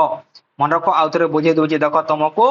ଯଦି ସଂଖ୍ୟାଟି କେତେ ଅଛି ରେ ପିଲାମାନେ, ସଂଖ୍ୟାଟି ଯଦି ତମର 100 ତମର 100 କେତେ ଅଛି, 146 ଅଛି, ତାର ପାଖାପାଖି ଦଶକ ହଉଛି 100 ହେଲା। ଯଦି 100 ତମର 51 ଦେଇଦେବ ତାହେଲେ ତାର ପାଖାପାଖି ଶତକ କେତେ ହେଇଯିବ, 200 ହେଇଯିବ। ମନେ ରଖ ହେଲା, ଶତକ ମାନେ 100 ଘର ଅଧିକା, ଦଶକ ମାନେ 10 ଘର। ମୁଁ ତୁମକୁ ଆରମ୍ଭରୁ ବୁଝେଇଛି ହେଲା। ଶତକକୁ ଯିବ ଡ୍ୟାଶ ହେଉଛି 200 306 ର ଶତକ ସ୍ଥାନ କିଏ, ତାହେଲେ ଏ ହେଇଯିବ କେତେ, ଯେହେତୁ 46 ଅଛି ଏ ହେଇଯିବ କେତେ, 2300 ହେଇଯିବ। 2300 ହବ, ଇଏ ତ ଆନ୍ସର ହବ କଣ, 2300। ଡ୍ୟାଶ ଥର କେତେ ଥର ମାରିବ, ଇଏ କେତେ ଥର ନିଆଁ ମାରିବ, ତମର 46 ଥର ଡିଆଁ ମାରି କାହା ପାଖରେ ପହଞ୍ଚିବ, 23 ଘର ପାଖରେ ପହଞ୍ଚିବ। ତାପରେ ନେକ୍ସଟ ଦେଖିବା ଚାଲ। ତାପରେ ହଜାର ଘର ସ୍ଥାନ ଦେଖିବା। ଯୋଉ 2346 ସ୍ଥାନରେ ଅଛି ତାର ଖାଦ୍ୟ ପଡୋଶୀ ହଜାର ଘର କିଏ, 2000 ପରେ କେତେ ଯିବ, 3000। 3000 ଅଛି ନା, ତାପରେ 2000 ଅଛି, ଦେଖ ପାଖାପାଖି କିଏ ଅଛି, 2000 ଅଛି, ତାହେଲେ ଇଏ ହେଇଯିବ କଣ, 2000 ହେଇଯିବ। ପିଲାମାନେ କେମିତି ହେଲା ସାର୍, ଏହା କେମିତି ହେଇଛି, 300 ଅଛି, ଏ 300 ଅଛି, ଇଏ ଯଦି ତମର 2700 ଥାନ୍ତା ତାର ପାଖାପାଖି ହଜାର ତମର 3000 ହେଇଥାନ୍ତା। 700 ଯଦି ଥାନ୍ତା, ଏ 2500 ରୁ ଅଧିକ ହେଇଗଲା ମାନେ 3000 ଆଡକୁ ଯିବ, 500 ରୁ କମ ହେଇଗଲା ମାନେ ସେ 2000 ଆଡକୁ ଯିବ। ପିଲାମାନେ ମନେ ରଖ। ତାପରେ ଦେଖିବା ଚାଲ, ନିକଟତମ 10 ଦେଖିବା, ନିକଟତମ 100 ଦେଖିବା, ନିକଟତମ 1000 ଦେଖିବା। ଏଥିରେ ତମେ ଜାଣିଯିବ ଏହାର ନିକଟତମ 10 କିଏ, 76 ଅଛି ମାନେ 3180 ହେଇଯିବ। 100 ସ୍ଥାନ କିଏ, 100 ସ୍ଥାନ 76 ଅଛି ମାନେ ଏଇ ହେଇଯିବ କଣ, 3200 ହେଇଯିବ। ଏ 1000 ସ୍ଥାନ କିଏ, 1000 ସ୍ଥାନ କିଏ କମିଯିବ, ଦେଖ ଏହା ଯେହେତୁ 176 ଅଛି ଇଏ ହେଇଯିବ କେତେ, 3000 ହେଇଯିବ। ପିଲାମାନେ ତମର ବୁଝିପାରିଲ, ଏବେ ଏବେ ବୁଝିପାରିଲ ତ। 4017 ଅଛି ମାନେ ଇଏ ହେଇଯିବ କଣ, 4020। 100 କେତେ ହେଇଯିବ, ଇଏ 100 ଘର କେତେ ହେଇଯିବ, ଇଏ ହେଇଯିବ ତମର କେବଳ 4000 ହେଇଯିବ। କାହିଁକି 4000 ହେବ, 4000 ତାର ପାଖାପାଖି 100 ଅଟେ। ଇଏ ମଧ୍ୟ ତାର ହଜାର ଘର ମଧ୍ୟ 4000 ତମର ହେଇଯିବ ରେ ପିଲାମାନେ ହେଲା। ନେକ୍ସଟ ଦେଖ, ଇଏ ଯିବ କେତେ, 5790 ହେଇଯିବ। ଏ କେତେ, ତାର 100 ସ୍ଥାନ କେତେ ହେଇଯିବ, 5800 ହେବ। ଏହାର କେତେ ହେଇଯିବ, ଏହାର ନିକଟତମ ହଜାର ହେଇଯିବ କେତେ, 6000 ତମର ହେଇଯିବ। ଏହାର ନିକଟତମ କିଏ, ଏହା ଦେଖ ଯେମିତି ଏ ତମର ଦେଇଛି ଦେଖ କମି ଯାଇଛି, ଯେହେତୁ 2346 ଅଛି କମିଗଲା 2000 ଆଡକୁ, ଏ ମଧ୍ୟ 4047 ଅଛି ମାନେ କମିଯିବ 4000 କୁ 400 ଆଉ 4000। ଆରାମରେ ବୁଝିପାରିଲ, ଏଇଟା ତ ସହଜ ଅଛି ହେଲା। ତମେ ଭାବିବନି ସାର୍ ଏ ତ 4100 ହେବା କଥା, ନା 4100 ପାଖାପାଖି ନା 4000 ପାଖାପାଖି, କିଏ ପାଖାପାଖି, ତମର 4000 ପାଖାପାଖି ମାନେ 4000 ତମର ଇଏ ହେଇଯିବ ରେ ପିଲାମାନେ ହେଲା। ବୁଝିପାରିଲ, ଏବେ ଏ ତମର 203 ଅଛି ମାନେ ଇଏ ହେଇଯିବ 210। ନିକଟତମ 100 କିଏ, 8200। ଯେ 203 ଅଛି 200 ପାଖାପାଖି ଅଛି, ଏ ହେଇଯିବ କେତେ, ଏ ହେଇଯିବ ତମର କେବଳ 8000 ହେଇଯିବ ପିଲାମାନେ ହେଲା। ବୁଝିପାରିଲ, ଏଇଟା ତମର କରେକ୍ଟ ଆନ୍ସର, এটা তোমার সঠিক আনসারটা ହେଲା। বুঝ ଏହାକୁ, ଯଦି ବୁଝି ନ ପାରୁଛ ଭିଡିଓକୁ ଆଉଥରେ ବ୍ୟାକ୍ କରିକି ଦେଖ। ନେକ୍ସଟ ଦେଖିବା, ଆସ କରିବା। ଆସ କରିବାରେ କଣ ଦେଇଛି ଦେଖିବା ଚାଲ ପିଲାମାନେ, ଚାଲ ଦେଖିବା ଏଥିରେ ତମର କଣ ଦେଇଛି ଦେଖିବା ଚାଲ। ବିଜୟ ଗୋଟେ ସଂଖ୍ୟାକୁ ତାର ନିକଟତମ 100 ସଂଖ୍ୟାରେ ଲେଖିଲା, ସୀମା ସେଇ ସଂଖ୍ୟାକୁ ତାର ନିକଟତମ 1000 ସଂଖ୍ୟାରେ ଲେଖିଲା। ଉଭୟ ସମାନ ଉତ୍ତର ପାଇଲେ, ସେମାନେ ନେଇଥିବା ସଂଖ୍ୟା ଗୋଲ ଦେଇ ଚିହ୍ନ ପିଲାମାନେ। ସେ ଏମିତି କହିଛି ଦେଖ, ବିଜୟ ଗୋଟେ ସଂଖ୍ୟା ତାର ନିକଟତମ 100 ସଂଖ୍ୟା ଲେଖିଲା, 100 ସଂଖ୍ୟା ଲେଖିଲା ଆଉ 1000 ସଂଖ୍ୟା ସମାନ ହେଲା। ଯେମିତି ଇଏ ତମର ଦେଖ, ଇଏ 100 ସଂଖ୍ୟା ଏବଂ 1000 ସଂଖ୍ୟା ସମାନ ନା ନାହିଁ, 4117 ର 100 ସଂଖ୍ୟା ଏବଂ 1000 ସଂଖ୍ୟା ସମାନ ଅଟେ ନା ନାହିଁ। ସେଇଭଳିଆ ଏଇ ସଂଖ୍ୟା କୋଉଟା ଅଟେ, ତମର ଏଇ ସଂଖ୍ୟାଟା ଅଛି। ତାର 100 ସଂଖ୍ୟା କିଏ, 7000, ତାର 1000 ସଂଖ୍ୟା କିଏ, ସେଇ 7000 ହେଲା। ବୁଝିପାରିଲ, ତାର 100 ସଂଖ୍ୟା ଏବଂ 1000 ସଂଖ୍ୟା ସମାନ ଅଟେରେ ପିଲାମାନେ। ବୁଝିପାରିଲ ତ, ଦେଖ ଏହାର 100 ସଂଖ୍ୟା 1000 ସଂଖ୍ୟା ସମାନ ନୁହେଁ, ଏହାର ବି ନୁହେଁ। ଏହାର 1426 ର 100 ସଂଖ୍ୟା କେତେ, 7100, କିନ୍ତୁ ତାର 1000 ଘର କେତେ ହେଇଯିବ, 7000 ହେଇଯିବ, ତାର ଏହା ତ ନୁହେଁ। 7000 ର ଇଏ କେତେ ହେଇଯିବ, ତାର 100 ସ୍ଥାନ କେତେ ହେଇଯିବ, ତାର କେତେ ହେଇଯିବ 800 ହେଇଯିବ 1000 ଘର କେତେ ହେଇଯିବ ଏ ତ 8000 ହେଇଯିବ ତାହେଲେ ଇଏ ବି ନୁହେଁ ଏ ତ ଆମର ହେଇଯାଉଛି 6009 ର 100 ଘର କିଏ 100 ଘର ପଚାରିଛି କିଏ 7900 ତାର 1000 ଘର କିଏ ଇଏ ତମର 7 ତମର କେତେ 70000 ହବା କଥା এটা ভুল ଦେଇଛି ପ୍ରଶ୍ନଟା ଭୁଲ ଅଛି ହେଲା 799 এটা ଭୁଲ ଅଛି এটা ତମର ଭୁଲ ତାର ଆନ୍ସର ଟା ତମର ଏ ହେବ ହେଲା ସଂଖ୍ୟା ଗୁଡିକ ନିକଟତମ ଦଶକ ଶତକ ହଜାର ଭାବେ ଲେଖିବା ପାଇଁ ଶିକ୍ଷାର୍ଥୀଙ୍କୁ ସାହାଯ୍ୟ କରନ୍ତୁ ଆମେ ଲେଖି ଦେଇଛୁ ହେଲା ଚାଲ ନେକ୍ସଟ ଦେଖିବା ଚାଲ ପିଲାମାନେ କଣ ତମର ରହିଛି ଚିନ୍ତା କର ଦୁଇଟି ସଂଖ୍ୟା ଦେଖ ନିକଟତମ ଦଶକ ସଂଖ୍ୟା ସହ ସମାନ ଏ ଚିନ୍ତା କର ଦୁଇଟି ସଂଖ୍ୟା ଯାହାର ନିକଟତମ ଦଶକ ସଂଖ୍ୟା ସମାନ ହେବ ନିକଟତମ ଦଶକ ସଂଖ୍ୟା ସମାନ ହେବ ଦୁଇଟି ସଂଖ୍ୟା ଲେଖିବା ଦେଖ ପ୍ରଥମ ସଂଖ୍ୟା ହଉଛି କିଏ 7 ଆଉ ଗୋଟେ ସଂଖ୍ୟା ହଉଛି କିଏ 11 ହେଲା ତାର ଦଶକ ଘର କିଏ 10 ଅଟେ ଏଇଟା ଗୋଟେ ସଂଖ୍ୟା ପାଇଲା ଆମେ 7 11 ଗୋଟେ ସଂଖ୍ୟା ପାଇଲା ପ୍ରଥମ ସଂଖ୍ୟା ହଉଛି କଣ ଦୁଇଟି ସଂଖ୍ୟା ଲେଖ ବୋଲି କହିଛି ଗୋଟେ 7 ଆଉ ଗୋଟେ 11 ଏଇଟା ଗୋଟେ ସଂଖ୍ୟା ପାଇଲା ଆମେ ଆଉ ଗୋଟେ ସଂଖ୍ୟା କଣ ନେବା 8 ଏବଂ 12 ତାର ବି ସେଇ 10 ଅଟେ 8 ଓ 12 8 ଏବଂ 12 ଦେଖ ଉଦାହରଣ ସ୍ୱରୂପ 19 21 ର ଗୋଟେ ହିଁ ନମ୍ବର ଦଶକ 20 ନା ନାଇଁ 19 ର ବି 20 21 ର ବି 20 এটা তো ଆମେ ଆଲୋଚନା କରି ସାରିଛି ଦେଖ ନିକଟତମ ଶତକ ସଂଖ୍ୟା କି ଆରାମରେ କରିପାରିବା ଏଇଟା ଆମେ ନିକଟ 100 ତମର 1 ଏବଂ କିଏ 101 ଏବଂ ତମର 135 ଏହାର ଶତକ ଘର କି ହେବ ସେଇ 100 ହେବ ଏଇଟା ଗୋଟେ ସଂଖ୍ୟା ଆଉ କଣ ନେଇପାରିବା 100 ତମର 36 140 ଏହାର ନିକଟତମ କିଏ ହେଇଯିବ 100 ହେବ ତମର ନିକଟତମ ସଂଖ୍ୟା ତାପରେ ଦେଖ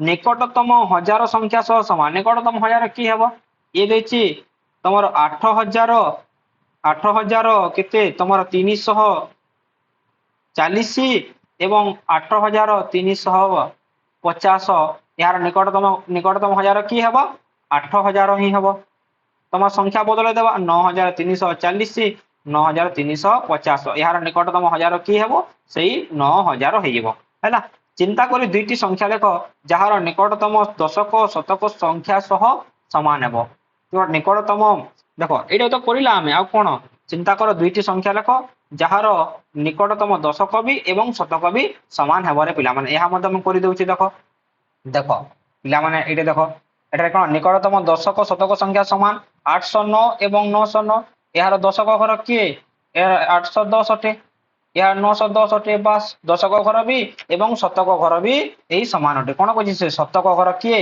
800 ଏହାର ଶତକ ଘର କେତେ ହେବ ଏହାର ଶତକ ଘର କିଏ ହେବ ଏହାର ଶତକ ଘର ହେଇଯିବ 800 ଏହାର ଶତକ ଘର କେତେ 900 ବାସ୍ ସେ କହିଛି କଣ ଦୁଇଟି ସଂଖ୍ୟା ଲେଖ ଯାହାର ନିକଟ ସମାନ ହେବ ବୋଲି କହିଛି ନା ଏଟା ତମେ ଲେଖିବ କେତେ 803 903 ଲେଖ ହେଲା 803 ଏବଂ 903 ଲେଖ ନିକଟତମ ଶତକ ହଜାର ସଂଖ୍ୟା ନିକଟତମ ଶତକ କିଏ 8000 5 ନେଲା ସଂଖ୍ୟାଟି 8005 ର ନିକଟତମ ଶତକ ସ୍ଥାନ କିଏ 8000 ତାର ହଜାର କିଏ 8000 ସେମ୍ এই সংখ্যা ବି ସମାନ ହେଲା ନିକଟତମ ଦଶକ ଶତକ ହଜାର ସଂଖ୍ୟା କିଏ 9001 ତମେ ଲେଖି ପାରିବ ଚାଲ ନେକ୍ସଟ ଦେଖିବା କଣ ଦେଇଛି ଦେଖ ଆମେ ଜାଣିଛେ ପୂର୍ବ କାଳରେ ଲୋକମାନେ ପାଦରେ ଚାଲି ଚାଲି ପ୍ରାଣୀମାନଙ୍କ ଉପରେ ବସି ଡଙ୍ଗା ଜାହାଜ ଯାତ୍ରା କରୁଥିଲେ ଯାତ୍ରା ପାଇଁ ବଳଦ ଘୋଡା ଗଧ ଖଚର ହାତୀ ଆଦି ପ୍ରାଣୀଙ୍କର ଉପଯୋଗ କଣ କରୁଥିଲେ କରାଯାଉଥିଲା ପାହାଡିଆ ବରଫାବୃତ ଅଞ୍ଚଳର ଚମରି ଗାଈ କୁକୁର ବଲକା ହରିଣ ବ୍ୟବହାର କରାଇ ହେଉଥିବା ବେଳେ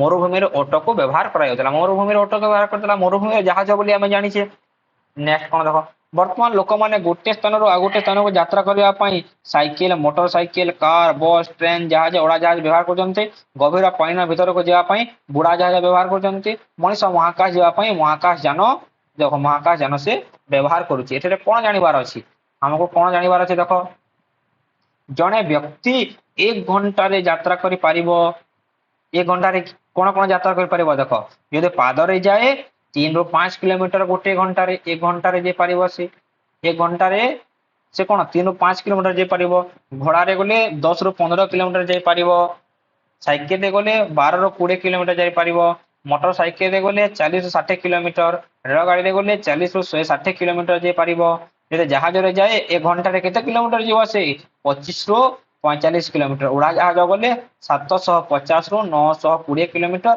আর মহাকাশ যাନରେ গলে 28,000 কিলোমিটার 1 ঘন্টারে সে ଯିବ।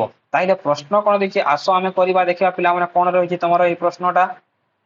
চলো দেখিবা প্রশ্ন কোন আছে দেখো সে কইছে জনে সাইকেল আরোহী গোটে ঘন্টারে 15 কিলোমিটার অতিক্রম করନ୍ତି ଗୋଟିଏ ସାଇକେଲ ଆରୋହୀ ଯଦି ଗୋଟେ ଘଣ୍ଟାରେ 15 କିଲୋମିଟର ଯାଉଛନ୍ତି ସେମାନେ ସମାନ ଗତିରେ ଯାତ୍ରା କରନ୍ତି ତେବେ 4 ଘଣ୍ଟାରେ ସେ କେତେ ଦୂର ଚାଲିବେ?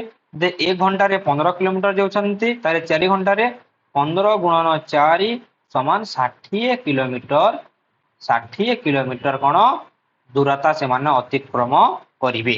ଚାଲ ଦେଖିବା ଗୋଟିଏ ସେ କହିছে କଣ ଗୋଟିଏ ବିଦ୍ୟାଳୟରେ 461 ଜଣ ବାଳିକା ଏବଂ 439 ଜଣ ବାଳକ ଅଛନ୍ତି।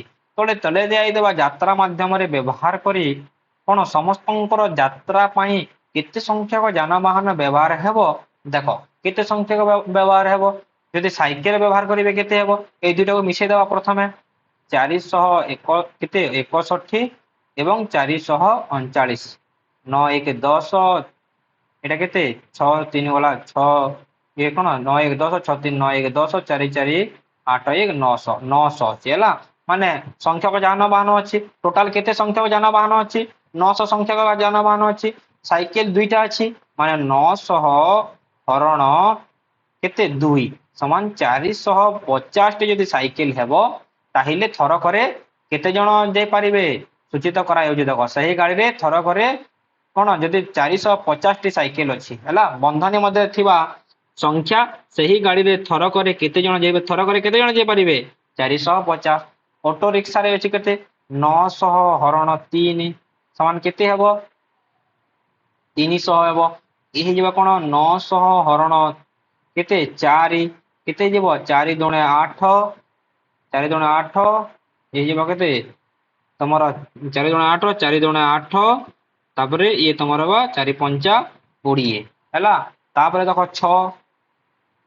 6 ଯଦି ହରଣ କରିବା 6 କେ 6 3 6 5 30 15 150 ଏହି କଣ 900 ରେ ଆମେ 20 ହରଣ କରିବା 20 ହରଣ କଲେ କେତେ ଏହି 20 4 80 20 4 80 ଏଠାରେ କଣ 4 ଯଦି କରିବା 20 4 ଯଦି 80 କରିଦେଲା ଏଠାରେ ବଳିଲା କଣ 10 ଏଠାରେ ତମର ଟିକେ ହଉନି ପିଲାମାନେ ଏ ହେଇଯିବ ତମର କେତେ ଏ ହେଇଯିବ ତମର 45 ତମର ଯଦି 900 ହରଣ 25 କରିବା ପିଲାମାନେ 900 ହରଣ ଯଦି 25 କରିବା ତାହେଲେ ହେଇଯିବ କେତେ 36 ହେଇଯିବ ଆମେ ଯଦି 900 ହରଣ 50 କରିବା 900 ହରଣ 50 କରିବା ତାହେଲେ 18 ହେଇଯିବ ତାହେଲେ 900 ହରଣ 180 ଯଦି କରିବା ଆମେ 900 ହରଣ ଯଦି 180 କରିବା ତାହେଲେ ହେଇଯିବ କେତେ 5 ତମର ଏଇ ସବୁ ଆନ୍ସର ଗୁଡିକ ତମେ ପାଇଗଲ ପିଲାମାନେ ଏ 18 ହେଲା 18 ହେଇଯିବ କେତେ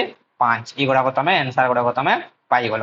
ନେକ୍ସଟ ଦେଖିବା ଚାଲ ଆମେ ଜାଣିଲେ ଯେ ବିଭିନ୍ନ ପରିବହନ ମାଧ୍ୟମରେ 1 ଘଣ୍ଟା ଅତିକ୍ରମ କରାଯାଇ ପାରୁଥିବା ଦୂରତା କିଲୋମିଟରରେ ଏକ ଅଙ୍କ ବିଶିଷ୍ଟ ସଂଖ୍ୟା ଆରମ୍ଭ କରି 5 ଅଙ୍କ ବିଶିଷ୍ଟ ସଂଖ୍ୟା ହୋଇପାରେ ଏକ ଅଙ୍କ ବିଶିଷ୍ଟ ଆରମ୍ଭ କରିକି ତମର 5 ଅଙ୍କ ସଂଖ୍ୟା ବିଶିଷ୍ଟ ତମର ହୋଇପାରେ ପିଲାମାନେ ଏହିଭଳି ସଂଖ୍ୟାକୁ ନେଇ ଆମ ଚାରିପାଖରେ ଆଉ କିଛି ପରିସ୍ଥିତି ଆମେ ଖୋଜିପାରିବା କି ଆସ ତଳେ ଥିବା ପରିସ୍ଥିତିକୁ ବିଚାର କରିବା ଗୋଟିଏ ବହି 200 ପୃଷ୍ଠା ଅଛି ଏବଂ ପ୍ରତି ପୃଷ୍ଠାରେ ଯଦି 50ଟି ଶବ୍ଦ ଅଛି ତେଣୁ ବହି ପ୍ରାୟ 10,000 ଶବ୍ଦ ଅଛି ଦେଖ ଗୋଟିଏ ବହିରେ କେତେ ପୃଷ୍ଠା ଅଛି 200 ପୃଷ୍ଠା ଅଛି ଆଉ 200 ପୃଷ୍ଠାରେ ପ୍ରତି ପୃଷ୍ଠାରେ କେତେ ଶବ୍ଦ ଅଛି 50ଟି ମାନେ ବହିରେ କେତୋଟି ଶବ୍ଦ ଅଛି 10,000 ଶବ୍ଦ ଅଛି ସେଇଭଳିଆ ଦେଖ ବହିରେ ଏପରି ଆଉ କିଛି ଖୋଜ ବହିରେ ଦେଖ ବହିରେ ଏପରି ଆଉ କିଛି ଖୋଜ ଯାହାକି 4 ଅଙ୍କ ବିଶିଷ୍ଟ ସଂଖ୍ୟା ହୋଇଥିବ 4 ଅଙ୍କ ବିଶିଷ୍ଟ ସଂଖ୍ୟା ହେଇଥିବ ଦେଖ ବର୍ତ୍ତମାନ ଆମ ବିଦ୍ୟାଳୟକୁ ନେଇ ଚେଷ୍ଟା କରିବା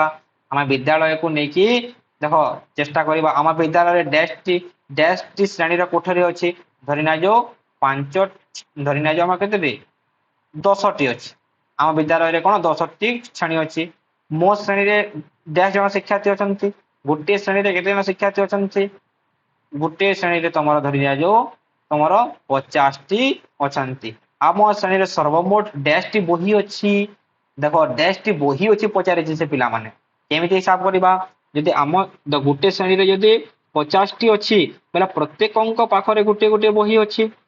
ଆମ ଶ୍ରେଣୀରେ ସର୍ବମୋଟ ଗୋଟେ ଶ୍ରେଣୀରେ ଯଦି 50ଟି ଛାତ୍ର ଅଛନ୍ତି ତାହେଲେ ଆମ ଶ୍ରେଣୀରେ ସର୍ବମୋଟ 50ଟି ହିଁ ବହି ରହିବ। 50ଟି ହିଁ ବହି ରହିବ, ଜଣଙ୍କ ପାଖରେ ଜଣେ ଜଣେ। ଆଉ ଯଦି ଜଣଙ୍କ ପାଖରେ ଯଦି ପାଞ୍ଚଟି ବହି ଅଛି, ଯଦି 5ଟି ଲେଖାଏଁ ବହି ଅଛି ତାହେଲେ କେତେ ହେଇଯିବ ତାହା 250 ଲେଖିପାରିବ 250। ଆମ ଶ୍ରେଣୀରେ ସର୍ବମୋଟ 50ଟି ବହି ଅଛି। କାରଣ ଏଠାରେ ଲେଖିବ କାରଣ ପ୍ରତ୍ୟେକଙ୍କ ପାଖରେ 5ଟି ବହି ଅଛି। ହେଲା, ସେ କହିଛି ଦେଖ 5ଟି ବହି ତମର ଅଛି। ହେଲା, ବୁଝିପାରିଲ ତ ପିଲାମାନେ? ଚାଲ ତାପରେ ନେକ୍ସଟ ଦେଖ, ନେକ୍ସଟ କଣ ଦେଇଛି ଦେଖିବା। ଚାଲ ପିଲାମାନେ ନେକ୍ସଟ କଣ ଦେଇଛି ଦେଖ। ସାଧାରଣତଃ ଆମେ ନଟିକାଲ ନୌବାହୀ 1 ନଟିକାଲ ମାଇଲ ସମାନ ଏତେ କିଲୋମିଟର 1.85 କିଲୋମିଟର ସାହାଯ୍ୟରେ ସମୁଦ୍ର ପଥ ଓ ଆକାଶ ପଥର ଦୂରତା ମାପିଥାଉ। ଏଥର ଆମେ 1 କିଲୋମିଟର ସମାନ 1000 ମିଟର ସମସ୍ତେ ଜାଣିଛେ। ବର୍ତ୍ତମାନ ସୁଦ୍ଧା ଆମେ ଦୂରତା ମାପିବାର ଅନେକ ଏକକ ବିଷୟ ଜାଣିଲ। ପରବର୍ତ୍ତୀ ଅଧ୍ୟାୟରେ ଆମେ ଦୂରତା ମାପିବା ପାଇଁ ଏକକ କିଲୋମିଟର ସମ୍ପର୍କରେ ଜାଣିବା ପିଲାମାନେ। ଚାଲ ଦେଖ କଣ କହିଛି ଦେଖ। ଶ୍ରେଣୀ କୋଠରୀରେ କିଛି ଜିନିଷ ଖୋଜି ବାହାର କର ଯାହାକୁ ଗଣନା କଲେ 4 ଅଙ୍କ ବିଶିଷ୍ଟ ସଂଖ୍ୟା ହେବ। ଶ୍ରେଣୀ କୋଠରୀ ଭିତରେ ଏମିତି କିଛି ସଂଖ୍ୟା ଦେଖିବା ଯାହା କିଛି ଜିନିଷ ଖୋଜ ଯାହା 4 ଅଙ୍କ ବିଶିଷ୍ଟ ହେବ ଏବଂ 5 ଅଙ୍କ ବିଶିଷ୍ଟ ହେବ। ଆମେ କଣ ଦେଖିପାରିବା? ଆମେ ଏମିତି କଣ ଜାଣିପାରିବା ଶ୍ରେଣୀ କୋଠରୀ ଭିତରେ ପିଲାମାନେ କୁହ। ଏଠାରେ ଆମେ କଣ ଲେଖିପାରିବା? 4 ଅଙ୍କ ବିଶିଷ୍ଟ ସଂଖ୍ୟା ହଉଛି କଣ? ଏଠାରେ ଲେଖିପାରିବ ତମେ। ଏଠାରେ 4 ଅଙ୍କ ବିଶିଷ୍ଟ ସଂଖ୍ୟା ଆମେ କଣ ଲେଖିପାରିବାରେ ପିଲାମାନେ? ଏଠାରେ ଲେଖିବ ତମେ ବିଦ୍ୟାଳୟର ସମସ୍ତ ପୁସ୍ତକର ସଂଖ୍ୟା। ବିଦ୍ୟାଳୟର ସମସ୍ତ ପୁସ୍ତକର ସଂଖ୍ୟା ଲେଖିପାରିବ। ଆଉ କଣ ଲେଖିପାରିବ? 5 ଅଙ୍କ ବିଶିଷ୍ଟରେ କଣ ଲେଖିପାରିବ? ଏକ ବଡ ପାଠାଗାରରେ ଥିବା ପୁସ୍ତକ ସଂଖ୍ୟା। ଏକ ବଡ ପାଠାଗାରରେ ଥିବା ପୁସ୍ତକ ସଂଖ୍ୟା ତମେ ଲେଖିପାରିବ। ହେଲା, ପୁସ୍ତକ ସଂଖ୍ୟା ତମେ ଲେଖିପାରିବ। ନିମ୍ନଲିଖିତ ସ୍ଥଳରେ କିଛି ପରିମାଣରେ ତାଲିକା ପ୍ରସ୍ତୁତ କର ଯାହା 4 ଅଙ୍କ 5 ଅଙ୍କ ବିଶିଷ୍ଟ ସଂଖ୍ୟା ହେବ। ଗଛଟିରେ କଣ ତାଲିକା ପ୍ରସ୍ତୁତ କରିବା ପିଲାମାନେ? ଗଛଟିଏ ଲେଖିପାରିବ ତମେ। ଗୋଟିଏ ବଡ ଏଠାରେ କଣ ଗଛଟିରେ କଣ ଲେଖିବ? ଏଠାରେ ବଡ ବଣରେ ଥିବା ଗଛ। ବଡ ବଣରେ ଥିବା ଗଛ ସଂଖ୍ୟା। ଗଛ ସଂଖ୍ୟା ତମେ 4 ଅଙ୍କ କିମ୍ବା 5 ଅଙ୍କ ବିଶିଷ୍ଟ ସଂଖ୍ୟା ତମେ ଲେଖିପାରିବ। ଏତେ ଇମ୍ପୋର୍ଟାଣ୍ଟ ନୁହେଁ। ତାପରେ ନେକ୍ସଟ ଆଡକୁ ଯିବା। ତୁମ ଗାଁ, ସହର, ନଗର କିମ୍ବା ତୁମ ପସନ୍ଦର କୌଣସି ସ୍ଥାନ ଲେଖିପାରିବ ତମେ। ଭୁବନେଶ୍ୱରର ଲୋକ ସଂଖ୍ୟା ଲେଖିପାରିବ। ଏଗୁଡାକ ଲେଖିପାରିବ। ଏଇଟା କିଛି ଇମ୍ପୋର୍ଟାଣ୍ଟ ତମର ନୁହେଁ। ଚାଲ ଦେଖିବା ନେକ୍ସଟ କଣ ଅଛି ଦେଖ। କୌତୁକିଆ ଗଣିତ ଦେଖିବା। ସଞ୍ଜୁ ଓ ମୀରା ଏକ ରେଳ ଗାଡିରେ ଯାତ୍ରା କରୁଛନ୍ତି।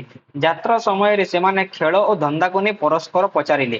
ମୀରା ସଞ୍ଜୁକୁ ନଦୀ ପାର କରିବାର ଧନ୍ଦା ପଚାରିଲା। ନଦୀ କେମିତି ପାର କରାଯାଏ ତାର ଧନ୍ଦା ପଚାରିଲା। ଜଣେ ନୌଚାଳକ ଏକ ନୌକାରେ ନଦୀ ପାର କରିବାକୁ ଚାହୁଁଛି। ତାକୁ ଗୋଟିଏ ସିଂହ, ଗୋଟିଏ ମେଣ୍ଢା, ଗୋଟିଏ ଘାସ ବିଡାକୁ ସାଙ୍ଗରେ ନେବାକୁ ପଡିବ। ଏଇଟା ତ ସମସ୍ତେ ଜାଣିଛ। ଏଇଟା ତମେ ସବୁବେଳେ ଧନ୍ଦାଟା ଜାଣିଛ। ସେ ଗୋଟିଏ ସାଙ୍ଗରେ କଣ କରିପାରିବ? ଗୋଟିଏ ସିଂହ, ଗୋଟିଏ ମେଣ୍ଢା, ଗୋଟିଏ ଘାସ ବିଡାକୁ ସାଙ୍ଗରେ ନେବାକୁ ପଡିବ। ସେ ପ୍ରତିଥର ସେମାନଙ୍କ ମଧ୍ୟରୁ କେବଳ ଗୋଟିଏ ନୌକାକୁ ନେଇପାରିବ। ଯଦି ନଦୀ କୂଳରେ ମେଣ୍ଢା ଏକା ସାଙ୍ଗରେ କୂଳକୁ ରହିଯାଏ ତେବେ ସିଂହ ମେଣ୍ଢାକୁ ଖାଇଦେବ ନିଶ୍ଚିତ ଭାବରେ। ଦେଖ ଯଦି ଏଠାରେ ଏ କଣ ଅଛି? ମେଣ୍ଢା। ଏଇ ମେଣ୍ଢା ଯଦି ଏଇ ବ୍ୟକ୍ତି ଏପଟରେ ଯଦି ମେଣ୍ଢା ଯଦି ରହିଗଲା ପୁଣି ଯଦି ଯିବ ୟାକୁ ଖାଇଦବ। ତେବେ ସିଂହ ମେଣ୍ଢାକୁ ଖାଇଦବ। ନୌଚାଳକ କିପରି ସିଂହ, ମେଣ୍ଢା, ଘାସ ବିଡାକୁ ନଦୀ ପାର କରିବ? କେମିତି ନଦୀ ପାର କରିବ? ତାଙ୍କୁ ସାହାଯ୍ୟ କର ଯେପରି ସେ ସବୁ ସୁରକ୍ଷିତ ଭାବରେ ନଦୀ ଏପାରି ସେପାରିକୁ ଅତି କମ ଥରରେ ନେଇପାରିବ। ତାର ଆନ୍ସର ଦେଖିବା ଏବେ। ଦେଖ ଆମେ ଜାଣିବା ତାର ଆନ୍ସର। ଗୋଟେ ଗୋଟେ କରି ତାର ଆନ୍ସର ଆମେ ଜାଣିଦେବା ଏବେ। କେମିତି ନେବରେ ପିଲାମାନେ ଦେଖିବା। ସେ ପ୍ରଥମେ କଣ କରିବ ଦେଖ। ପ୍ରଥମେ କାହାକୁ ନେବ? ପ୍ରଥମେ ସିଂହ ଏବଂ ଘାସକୁ ନେବ। ହେଲା, ପ୍ରଥମରେ ଏହି ବ୍ୟକ୍ତି ଜଣକ କାହାକୁ ନେବ? ପ୍ରଥମେ ସିଂହ ଏବଂ ଘାସକୁ ନେବ। ସିଂହ ଘାସକୁ ନେଲେ କଣ ହେଇଯିବ? ଏଠାରେ ତମକୁ କଣ ସିଂହ ଏବଂ ଘାସକୁ ରଖିବ। ତାପରେ ସେ କଣ କରିବ? ମେଣ୍ଢାକୁ ଆଣିକି ଏଠାକୁ ରଖିଦବ। ମାନେ ତାର ଆନ୍ସର ପାଇଗଲା ଆମେ। ଯେପରି ସୁରକ୍ଷିତ ଭାବରେ ନଦୀ ପାର କରିପାରିବେ। କେତେ ଥରରେ? ମାତ୍ର 2 ଥରରେ ପିଲାମାନେ, ମାତ୍ର 2 ଥରରେ ନେଇପାରିବ। ପ୍ରଥମେ ଆମେ ସିଂହ ଏବଂ ଘାସକୁ ନେବା, ସିଂହ ଏବଂ ଘାସକୁ ନେବା ଏଠାରେ ରଖିଦେବା, ତାପରେ ଆମେ ମେଣ୍ଢାକୁ ଏପଟକୁ ଆଣିକି ମେଣ୍ଢାକୁ ଆମେ ନେବା। ବହୁତ ଇଜି ଅଟେ। ତାପରେ ଦେଖ କଣ କହିଛି, ଦେଖ ସଞ୍ଜୁ ମୀରାକୁ କଣ କହିଛି? ଗୋଡି ଗଦାର ଖେଳ କଥା କହିଲା। ଗୋଡି ଗଦାର ଖେଳ କଥା କହିଲା। 2ଟି ଗୋଡି ଗଦା ଅଛି, ପ୍ରତ୍ୟେକ ଗଦାରେ 60ଟି ଗୋଡି ଅଛି। ଦେଖ ସେ କହିଛି ସଞ୍ଜୁ ମୀରାକୁ ଗୋଡି ଗଦାର ଖେଳ କହିଛି, 2ଟି ଗୋଡି ଗଦା ଅଛି, ମାନେ ପ୍ରତ୍ୟେକ 60 ଅଛି। 1 2 3 4 5 6 7, ମାନେ ପ୍ରତ୍ୟେକ ଗଦାରେ କେତେ କେତୋଟି ଅଛି? 7ଟି ଅଛି। ପ୍ରତ୍ୟେକ ଖେଳାଳି ଯଦି କୌଣସି ଗଦାରୁ ଯେତେ ଚାହିଁବ ସେତେ ଗୋଡି ଉଠେଇ ପାରିବ। ଯେଉଁ ଖେଳାଳି ଶେଷ ଗୋଡି ଉଠାଇବ ସେ ଜିତିବ। ମାନେ କଣ କହୁଛି ଦେଖ, ସେ କହୁଛି ପ୍ରତ୍ୟେକ ଗଦାରେ 60ଟି ରହିବ। ପ୍ରତ୍ୟେକ ଖେଳାଳି ଯେକୌଣସି ଗଦାରୁ, ଯେକୌଣସି 1 ନମ୍ବର ଗଦାରେ ହଉ କିମ୍ବା ତମର 2 ନମ୍ବର ଗଦାରେ ହଉ, ପ୍ରତ୍ୟେକ ଖେଳାଳି କଣ କରିବ? ଯେକୌଣସି ଗଦାରୁ ସେ ଯେତେ ଚାହିଁବ ସେତେ ଗୋଡି ଉଠାଇ ପାରିବ। ଯେଉଁ ଖେଳାଳି ଶେଷ ଗୋଡିରେ ଉଠାଇବ ସେ ଜିତିବ। ଏହି ଖେଳଟି ତୁମ ସାଙ୍ଗମାନଙ୍କ ସହ ଖେଳିବାକୁ ଚେଷ୍ଟା କର। ତମେ ଚେଷ୍ଟା କରିବ ଏବେ ତୁମେ କିପରି ଖେଳିବ ଯେପରି ତୁମେ ଜିତିବ। ଜିତିବାର କୌଶଳ ଜାଣିବା ପାଇଁ ପ୍ରତ୍ୟେକ ଗଦାରୁ ଗୋଟିଏ ଗୋଟିଏ ଗୋଡି 2ଟି 3ଟି କରି ଏହି କ୍ରମରେ ଖେଳିବାକୁ ଚାଲୁ ରଖ। ତମେ ଚାଲୁ ରଖିବା। ଦେଖିବା ଚାଲ ଦେଖ ଏଠି କଣ କହିଛି ଦେଖ ପିଲାମାନେ। ଏବେ ମୀରାର ପାଳି। ସେ ଗୋଟିଏ ମଜାଳିଆ ଧନ୍ଦା ସଞ୍ଜୁକୁ କହିଲା, ଯାହାର ସୋପାନ ଗୁଡିକ ନିମ୍ନ ପ୍ରକାର ଥିଲା। ଦେଖ ଯେକୌଣସି 2ଟି ଭିନ୍ନ ଅଙ୍କ ନିଅ। ସେ ନେଇଛି କଣ? 3 7 ନେଇଛି ପିଲାମାନେ, 3 ଓ 7 ସେ ନେଇଛି। ତାପରେ ଦେଖ ସେଇ ଅଙ୍କ 2ଟିକୁ ନେଇ 2 ଅଙ୍କ ବିଶିଷ୍ଟ 2ଟି ସଂଖ୍ୟା କର। 2 ଅଙ୍କ ଭିତରେ ସଂଖ୍ୟା କଲା। ଦେଖ ଗୋଟିଏ 37 କରିଛି, ଗୋଟିଏ 73 ସେ କରିଛି ପିଲାମାନେ। ନେକ୍ସଟ ଦେଖିବା, ବଡ ସଂଖ୍ୟାରୁ ସାନ ସଂଖ୍ୟାକୁ ବିয়োଗ କର। 36 ହେଲା। ବର୍ତ୍ତମାନ ପାଇଥିବା ସଂଖ୍ୟାରେ ଦେଖ ବିଯୋଗ କଲେ 36 ହେଇଛି। ବର୍ତ୍ତମାନ ପାଇଥିବା ସଂଖ୍ୟାରେ ଥିବା ଅଙ୍କ 2ଟିକୁ ଲେଖ। ହ ଓ ଗ ସୋପାନର ଅନୁସରଣ କରି ହ ଏବଂ ଦେଖ ହ ଓ ଗ ବର୍ତ୍ତମାନ ପାଇଥିବା ସଂଖ୍ୟାର ଅଙ୍କ 2ଟିକୁ ଲେଖ। ତମେ ନିଜେ କରିବ ଏବେ ହେଲା। 1 ଅଙ୍କ ବିଶିଷ୍ଟ ସଂଖ୍ୟା ପାଇବ ଖେଳ। ସମସ୍ତେ ନିଜ କରିବା ପୂର୍ବରୁ ମୀରା ପାଟି କରି କହିଲା, ମନେ ରଖ ଯଦି ତୁମେ ଯେକୌଣସି 2ଟି ସଂଖ୍ୟାକୁ ନେଲେ ବି ଶେଷରେ ଉତ୍ତର ନ ପାଇବ ପ୍ରକ୍ରିୟାଟି ନିମ୍ନ ପ୍ରକାର ଦେଖାଯିବ। ଦେଖ ଯଦି ସଂଖ୍ୟାଟି ଆମେ 3 ଓ 7 ନେବା, ସଂଖ୍ୟାଟି 3 ଓ 7 ନେବା, ଯଦି ତାକୁ ବଦଳାଇକି 2ଟି ଅଙ୍କର ବୃହତ୍ତମ ସଂଖ୍ୟା ନେଲା, 2ଟି ଅଙ୍କର ତାର କ୍ଷୁଦ୍ରତମ ସଂଖ୍ୟା ନେଲା, 36 ହେଲା। 6 ଓ 3 ନେଲା, ଯାହାର ତାର କେତେ ହେଲା? 27 ହେଲା। 2 ଓ 7 ନେଲା, ତାହେଲେ କେତେ ହେଲା? 2 ଅଙ୍କକୁ ନେଇ 2 ଅଙ୍କ ବିଶିଷ୍ଟ ବଡ ସଂଖ୍ୟା ଲେଖ। ଲେଖିଲା 72 27, ତାର 45 ହେଲା। ଯଦି 4 ଓ 5 ନେଲା, କେତେ ହେଇଗଲା ତମର? 9 ହେଲା। ମନେ ରଖ ଯେକୌଣସି 2ଟି ସଂଖ୍ୟା ନେଲେ ବି ଶେଷରେ ଉତ୍ତର ନ ପାଇବ। ଯେକୌଣସି 2ଟି ସଂଖ୍ୟା ନେଲେ ଆମେ କେମିତି ନ ପାଇବା? ପାଇବା ନାହିଁ। ଏଟା ଭୁଲ ଅଟେ, ଏଟା ଭୁଲ ତମର ଅଟେ। ଯେକୌଣସି 2ଟି ସଂଖ୍ୟା ତ ନେଇଛି, ତାର ଉତ୍ତର କଣ ନ ପାଇଛି? କେବେ ହେଲେ ପାଇ ନାହିଁ। ଯଦି ଆମେ କଣ କରିବା? କ୍ରମିକ ସଂଖ୍ୟା ନେବା। କ୍ରମିକ ସଂଖ୍ୟା ଯଦି ନେବା ତାହେଲେ ପାଇପାରିବା। ଦେଖ 45 ଅଛି, 54 ଅଛି, ତାର 45 ତମେ ନେଲେ ତମେ ପାଇଯିବ 9। ଯଦି କ୍ରମିକ ସଂଖ୍ୟା ଯଦି ନେବା ଆମେ ପାଇଯିବା। ଦେଖ ଯେମିତି 3 ଓ 4 ନେଲା, କେତେ ହେଇଯିବ? 34 ହେଇଯିବ। ବଡ ସଂଖ୍ୟା କେତେ ହେଇଯିବ? 43 ହେଇଯିବ। ତାହେଲେ କେତେ ହେଲା? 9 ହେଲା ତମର। କ୍ରମିକ ସଂଖ୍ୟା ଯଦି ନେବା ଆମେ 9 ପାଇବା। ଏଠାରେ କଣ ଯେକୌଣସି 2ଟି କ୍ରମିକ ସଂଖ୍ୟା ଏଠାରେ ଲେଖିବା କଥା ସେ ଛାଡି ଦେଇଛି। ନେଲେ ବି ଶେଷରେ ଉତ୍ତର ନ ପାଇବ ହେଲା। ଯଦି କ୍ରମିକ ସଂଖ୍ୟା ନେବା ତାହେଲେ ଆମେ 9 ପାଇବା। ଚାଲ ଦେଖିବା ତାର କଣ କହିଛି ଦେଖ। ଶେଷରେ 1 ଅଙ୍କ ବିଶିଷ୍ଟ ସଂଖ୍ୟା ରହିବା ବୋଲି ସେ କେମିତି ଜାଣିଲା? 7 3 ନେଲା, 6 3 ନେଲା, 7 2 ନେଇଛି, 5 4 ନେଇଛି, ସେ 9 କଣ କରୁଛି?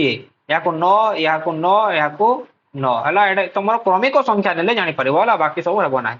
ତାହେଲେ ଦେଖ ପ୍ରତ୍ୟେକ ସମାନର ପାର୍ଥକ୍ୟ ଗୁଡିକ ଲକ୍ଷ୍ୟ କର ଏବଂ ସାଧାରଣ ତଥ୍ୟ ଗୁଡିକ ଲେଖ। ଆମେ ଲକ୍ଷ୍ୟ କରି ଲେଖି ସାରିଲାଣି, ଏହା କିଛି ଜାଣିବାର ଏହା କିଛି ଇମ୍ପୋର୍ଟାନ୍ସ ନାହିଁ ପିଲାମାନେ। ଯୋଉଟା ଇମ୍ପୋର୍ଟାଣ୍ଟ ଗୁଡାକ ମୁଁ କହିଦଉଛି। ଦେଖ ଏଇଟା ତମର ଇମ୍ପୋର୍ଟାଣ୍ଟ ଗୁଡାକ। ଅଙ୍କ ମଧ୍ୟରେ ପାର୍ଥକ୍ୟ ଦେଖ। ଅଙ୍କ ମଧ୍ୟରେ ପାର୍ଥକ୍ୟ କେତେ ଅଛି? 4 ଅଛି। ମାନେ ତମର କେତେ ହେଲା? ଅଙ୍କ ମଧ୍ୟରେ ପାର୍ଥକ୍ୟ 36 ହେଲା। ଅଙ୍କ ମଧ୍ୟରେ ଏହାର ମଧ୍ୟରେ ପାର୍ଥକ୍ୟ କେତେ ଅଛି? 8 ଅଛି। ତାହେଲେ କେତେ ହେଲା ତମର? 72 ହେଲା। ଅଙ୍କ ଦ୍ୱାରା ଗଠିତ ମଧ୍ୟରେ ପାର୍ଥକ୍ୟ 72 ହେଲା। ଅଙ୍କ ମଧ୍ୟରେ ଯଦି 6 ଅଛି ତାହେଲେ 54 ହେଲା। ଯଦି ଅଙ୍କ ମଧ୍ୟରେ ଯଦି 1 ପାର୍ଥକ୍ୟ ଥିବ, ମୁଁ କହିଲି ନା ନାଇଁ କ୍ରମିକ ସଂଖ୍ୟା, କ୍ରମିକ ସଂଖ୍ୟା ଅଙ୍କ ମଧ୍ୟରେ ଯଦି 1 ଅଛି ତାହେଲେ ପାର୍ଥକ୍ୟ କେତେ ରହିବ ତମର 9 ରହିବ। ଦେଖ ଏଟା ଇମ୍ପୋର୍ଟାଣ୍ଟ ଅଟେ ହେଲା।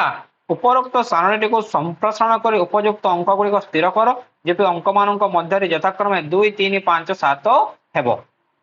এই অঙ্ক ମଧ୍ୟରେ ପାର୍ଥକ୍ୟ କଣ ସୂଚନା ମିଳୁଛି? କଣ ସୂଚନା ମିଳିଲା? ଯଦି ଅଙ୍କ ମାନଙ୍କ ମଧ୍ୟରେ ପାର୍ଥକ୍ୟ 1 ରହିବ ବା କ୍ରମିକ ସଂଖ୍ୟା ରହିବ ତାହେଲେ ତାର ପାର୍ଥକ୍ୟ 9 ହେବରେ ପିଲାମାନେ ହେଲା। ଏଟା ତମର ଅଛି। ତାର ନେକ୍ସଟ ଦେଖ এই ସଂଖ୍ୟା ଗୁଡ଼ିକ ଆସ କାମଟି କରିବା। କଣ କାମଟି କରିବା ଦେଖିବା। 23,568 ଏବଂ 24,234 ମଧ୍ୟରେ 5ଟି ସଂଖ୍ୟା ଲେଖ। ତାର ମଧ୍ୟରେ ଆରାମରେ ଲେଖିପାରିବା 23,569, 23,570, 23,580, 24,200 ତମେ ଲେଖିପାରିବ ଏତିକି ହେଲା। ଦେଖ 38,125 ବଡ କିନ୍ତୁ 38,600 ରୁ ସାନ 5ଟି ସଂଖ୍ୟା ଲେଖ। ଦେଖ ସେ କହିଛି ଏଠାରୁ ଆମେ ବଡ ଲେଖିବା କିନ୍ତୁ ଏଠାରୁ ତମର ସାନ ହୋଇଥିବା 5ଟି ସଂଖ୍ୟା ମାନେ ଏହାର ଏହା ମଧ୍ୟରେ ତମ ସଂଖ୍ୟାଟି ଲେଖିବା ବୋଲି ସେ କହିଛି। ବା ସେଟା କିଛି କଳା ନୁହେଁ। 38,200, 38,300, 38,400, 38,500, 38,590 ଲେଖିଦେଲା ଆମେ 5 ସଂଖ୍ୟାଟି ଲେଖିବା ବାସ୍ ସରିଗଲା। 3 ନମ୍ବର ପ୍ରଶ୍ନ ପ୍ରକାଶର କାର ବର୍ତ୍ତମାନ ପର୍ଯ୍ୟନ୍ତ 56,987 କିଲୋମିଟର ଚାଲି ସାରିଛି। ଶୀତଲର କାର 67,593 କିଲୋମିଟର ଚାଲି ସାରିଛି। କାହାର ଗାଡି ଅଧିକ ଚାଲିଛି? କାର ଗାଡି ଅଧିକ ଚାଲିଛି? ଏହାର ଗାଡି ଅଧିକ ଚାଲିଛି ଶୀତଲର। ଦେଖିବ କଣ ଶୀତଲର କାହିଁକି? ଦେଖ ଏ ସଂଖ୍ୟାଟି 56,000 ଅଛି ଏଠାରେ 67,000 ଅଛି ତାହେଲେ এই ସଂଖ୍ୟାଟି ତମର ବଡ ଅଟେ।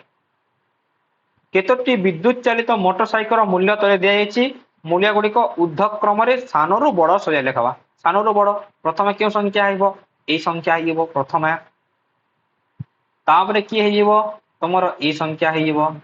ତାପରେ କିଏ ହେଇଯିବ ତମର 3 ନମ୍ବର ଏ ହେବ, 4 ନମ୍ବର ଏ ହେବ, 5 ନମ୍ବର ଏ ହେବ, 6 ନମ୍ବର ଏ ହେବ। ଆମେ ଲେଖିଦେବା 39,999। ତାପରେ ତମର 2 ନମ୍ବରରେ କିଏ? 49,900, 3 ନମ୍ବରରେ 89,999, 4 ନମ୍ବରରେ 90,000, 5 ନମ୍ବରରେ 93,743 ଏବଂ ତମର 5 ନମ୍ବରରେ 6 ନମ୍ବରରେ 94,983 ଅଟେ ହେଲା। 1, 2, 3, 4, 5, 6 ଏଟା ତମର ସାନରୁ ବଡ କ୍ରମରେ ଅଟେ। ନେକ୍ସଟ କଣ ଦେଇଛି ଦେଖ ତଳେ ସାରଣୀ କେତେ ସ୍ତର ଜନସଂଖ୍ୟା ଦିଆଯାଇଛି ଅର୍ଦ୍ଧ କ୍ରମରେ ବଡ ସାନ ସଜାଇ ଲେଖିବା। ବଡ କ୍ରମ ଲେଖିବା। ବଡ କିଏ ହେବ? ସବୁଠାରୁ ବଡ କିଏ? ସବୁଠାରୁ ବଡ କିଏ ରେ ପିଲାମାନେ? ସବୁଠାରୁ ବଡ ହଉଛି ସହର 6। ଏଠାରେ ଲେଖିବା କଣ? ସହର 6 ହଉଛି ସବୁଠାରୁ ବଡ। ତାପରେ କିଏ? ସହର 1, ସହର 1। ତାପରେ କିଏ ପିଲାମାନେ? 53 ଦେଇଛି 56 ସହର 3। ତାପରେ ସହର 3। ତାପରେ 56 ପରେ କିଏ? 53 ଅଛି ସହର 2, ସହର 2। ତାପରେ ସହର 2 ପରେ କିଏ? ସହର 4 ତାପରେ ସହର 5, ସହର 4 ତାପରେ ସହର 5 ହେଇଗଲା। ତାପରେ ନେକ୍ସଟ ଦେଖ କଣ କହିଛି ସେ ନେକ୍ସଟ ତମର କଣ କହିଛି ରେ ପିଲାମାନେ 42,750 ଏବଂ 53,500 ମଧ୍ୟରେ ଏପରି ସଂଖ୍ୟା ଖୋଜି ଲେଖ ଯାହାର ଏକକ, ଦଶକ, ଶତକ ଅଙ୍କ 0 ହୋଇଥିବ। ସେ କଣ କହିଛି ଦେଖ ସେ କହିଛି ଏକକ, ଦଶକ, ଶତକ ସଂଖ୍ୟା 0 ହେଇଥିବ। ଲେଖିବା ନିଶ୍ଚିତ ଭାବରେ ଏକକ, ଦଶକ, ଶତକ ହଜାର ଏ ହଉଛି 43,000। ଆଉ କଣ ଲେଖିପାରିବା? 44,000 ଲେଖିପାରିବା, 45,000 ଲେଖିପାରିବା, 46,000 ଲେଖିପାରିବା, 47,000 ଲେଖିପାରିବା ହେଲା, 53,000 ଲେଖିପାରିବା, 52,000 ଲେଖିପାରିବା। ଏମିତି ବହୁତ ସଂଖ୍ୟା ଲେଖିପାରିବା। ତାପରେ ଦେଖ ବିସ୍ତାରିତ ଦେଖ ଗୋଟେ ଉଦାହରଣ ଦେଇଛି ଏମିତି ତାର ବିସ୍ତାରିତ ରୂପ ଲେଖିକି ଆମେ ଲେଖିବା।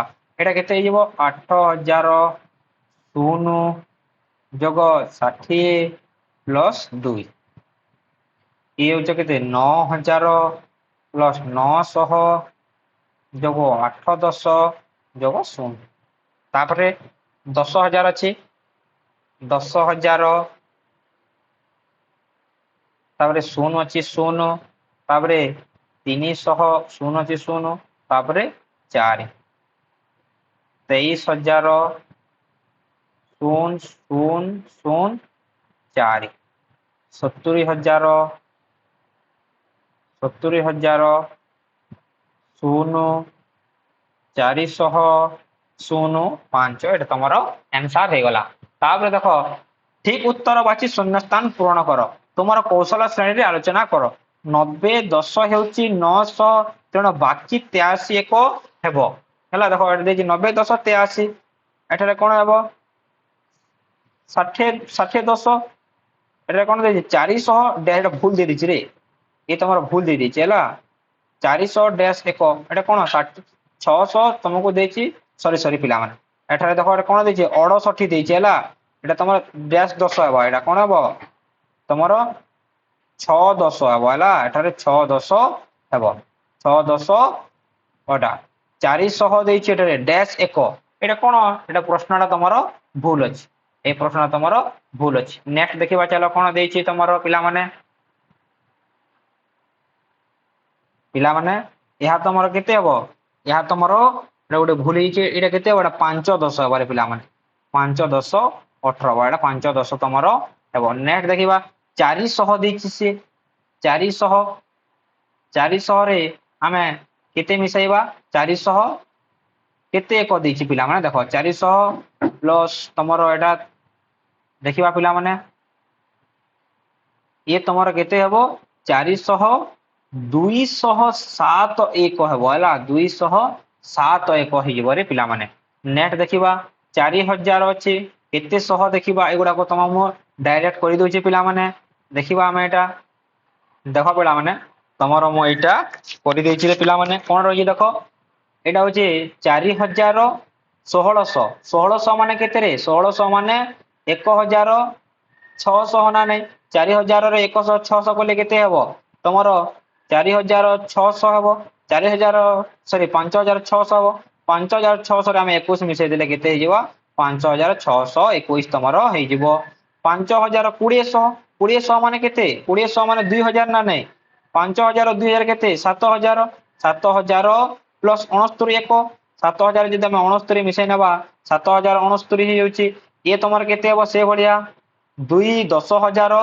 17000 601 ହେବ ହେଲା ତାପରେ ଦେଖ ଇଏ ତମର 43000 ଏକ ଅଛି ମାନେ 3 10000 ମାନେ 30000 ଏ ତମର 12000 1000 ମାନେ କେତେ 1000 ଏକ ହେବ ତମର ଏ ଭଳିଆ ସେଇଟା ମୁଁ ଆନ୍ସର ଗୁଡାକ କରି ଦେଇଛି ଦେଖ 9934 ରେ କେତୋଟି 100 ଟଙ୍କିଆ ନୋଟ ଅଛି 79 ଅଛି 9934 ରେ କେତୋଟି ହଜାର ଅଛି 7 ଅଛି 9934 ରେ କେତୋଟି 500 ଟଙ୍କିଆ ନୋଟ ଅଛି 14 ଅଛି ସେଇଭଳିଆ 65324 ରେ କେତୋଟି ଅଛି ତମର 10 ଟଙ୍କିଆ ନୋଟ ଅଛି 6534 65342 ରେ କେତୋଟି 100 ଟଙ୍କିଆ ନୋଟ ଅଛି 653ଟି କେତୋଟି ହଜାର ଅଛି 65 ଅଛି କେତୋଟି 500 ଟଙ୍କିଆ ନୋଟ ଅଛି 130ଟି ଅଛି ପିଲାମାନେ ଏ ରାଜାର ଘୋଡା କିଛି ଏତେ ଆବଶ୍ୟକତା ନାହିଁ ତମର ତମେ କରିଲେ କରିବ ହେଲା ଏଟା ମତେ କମେଣ୍ଟ ସେକ୍ସନରେ ତମେ ରାଜାର ଘୋଡା ତମେ ତାର କରିକି ତାର ଆନ୍ସର ଟେ ତମେ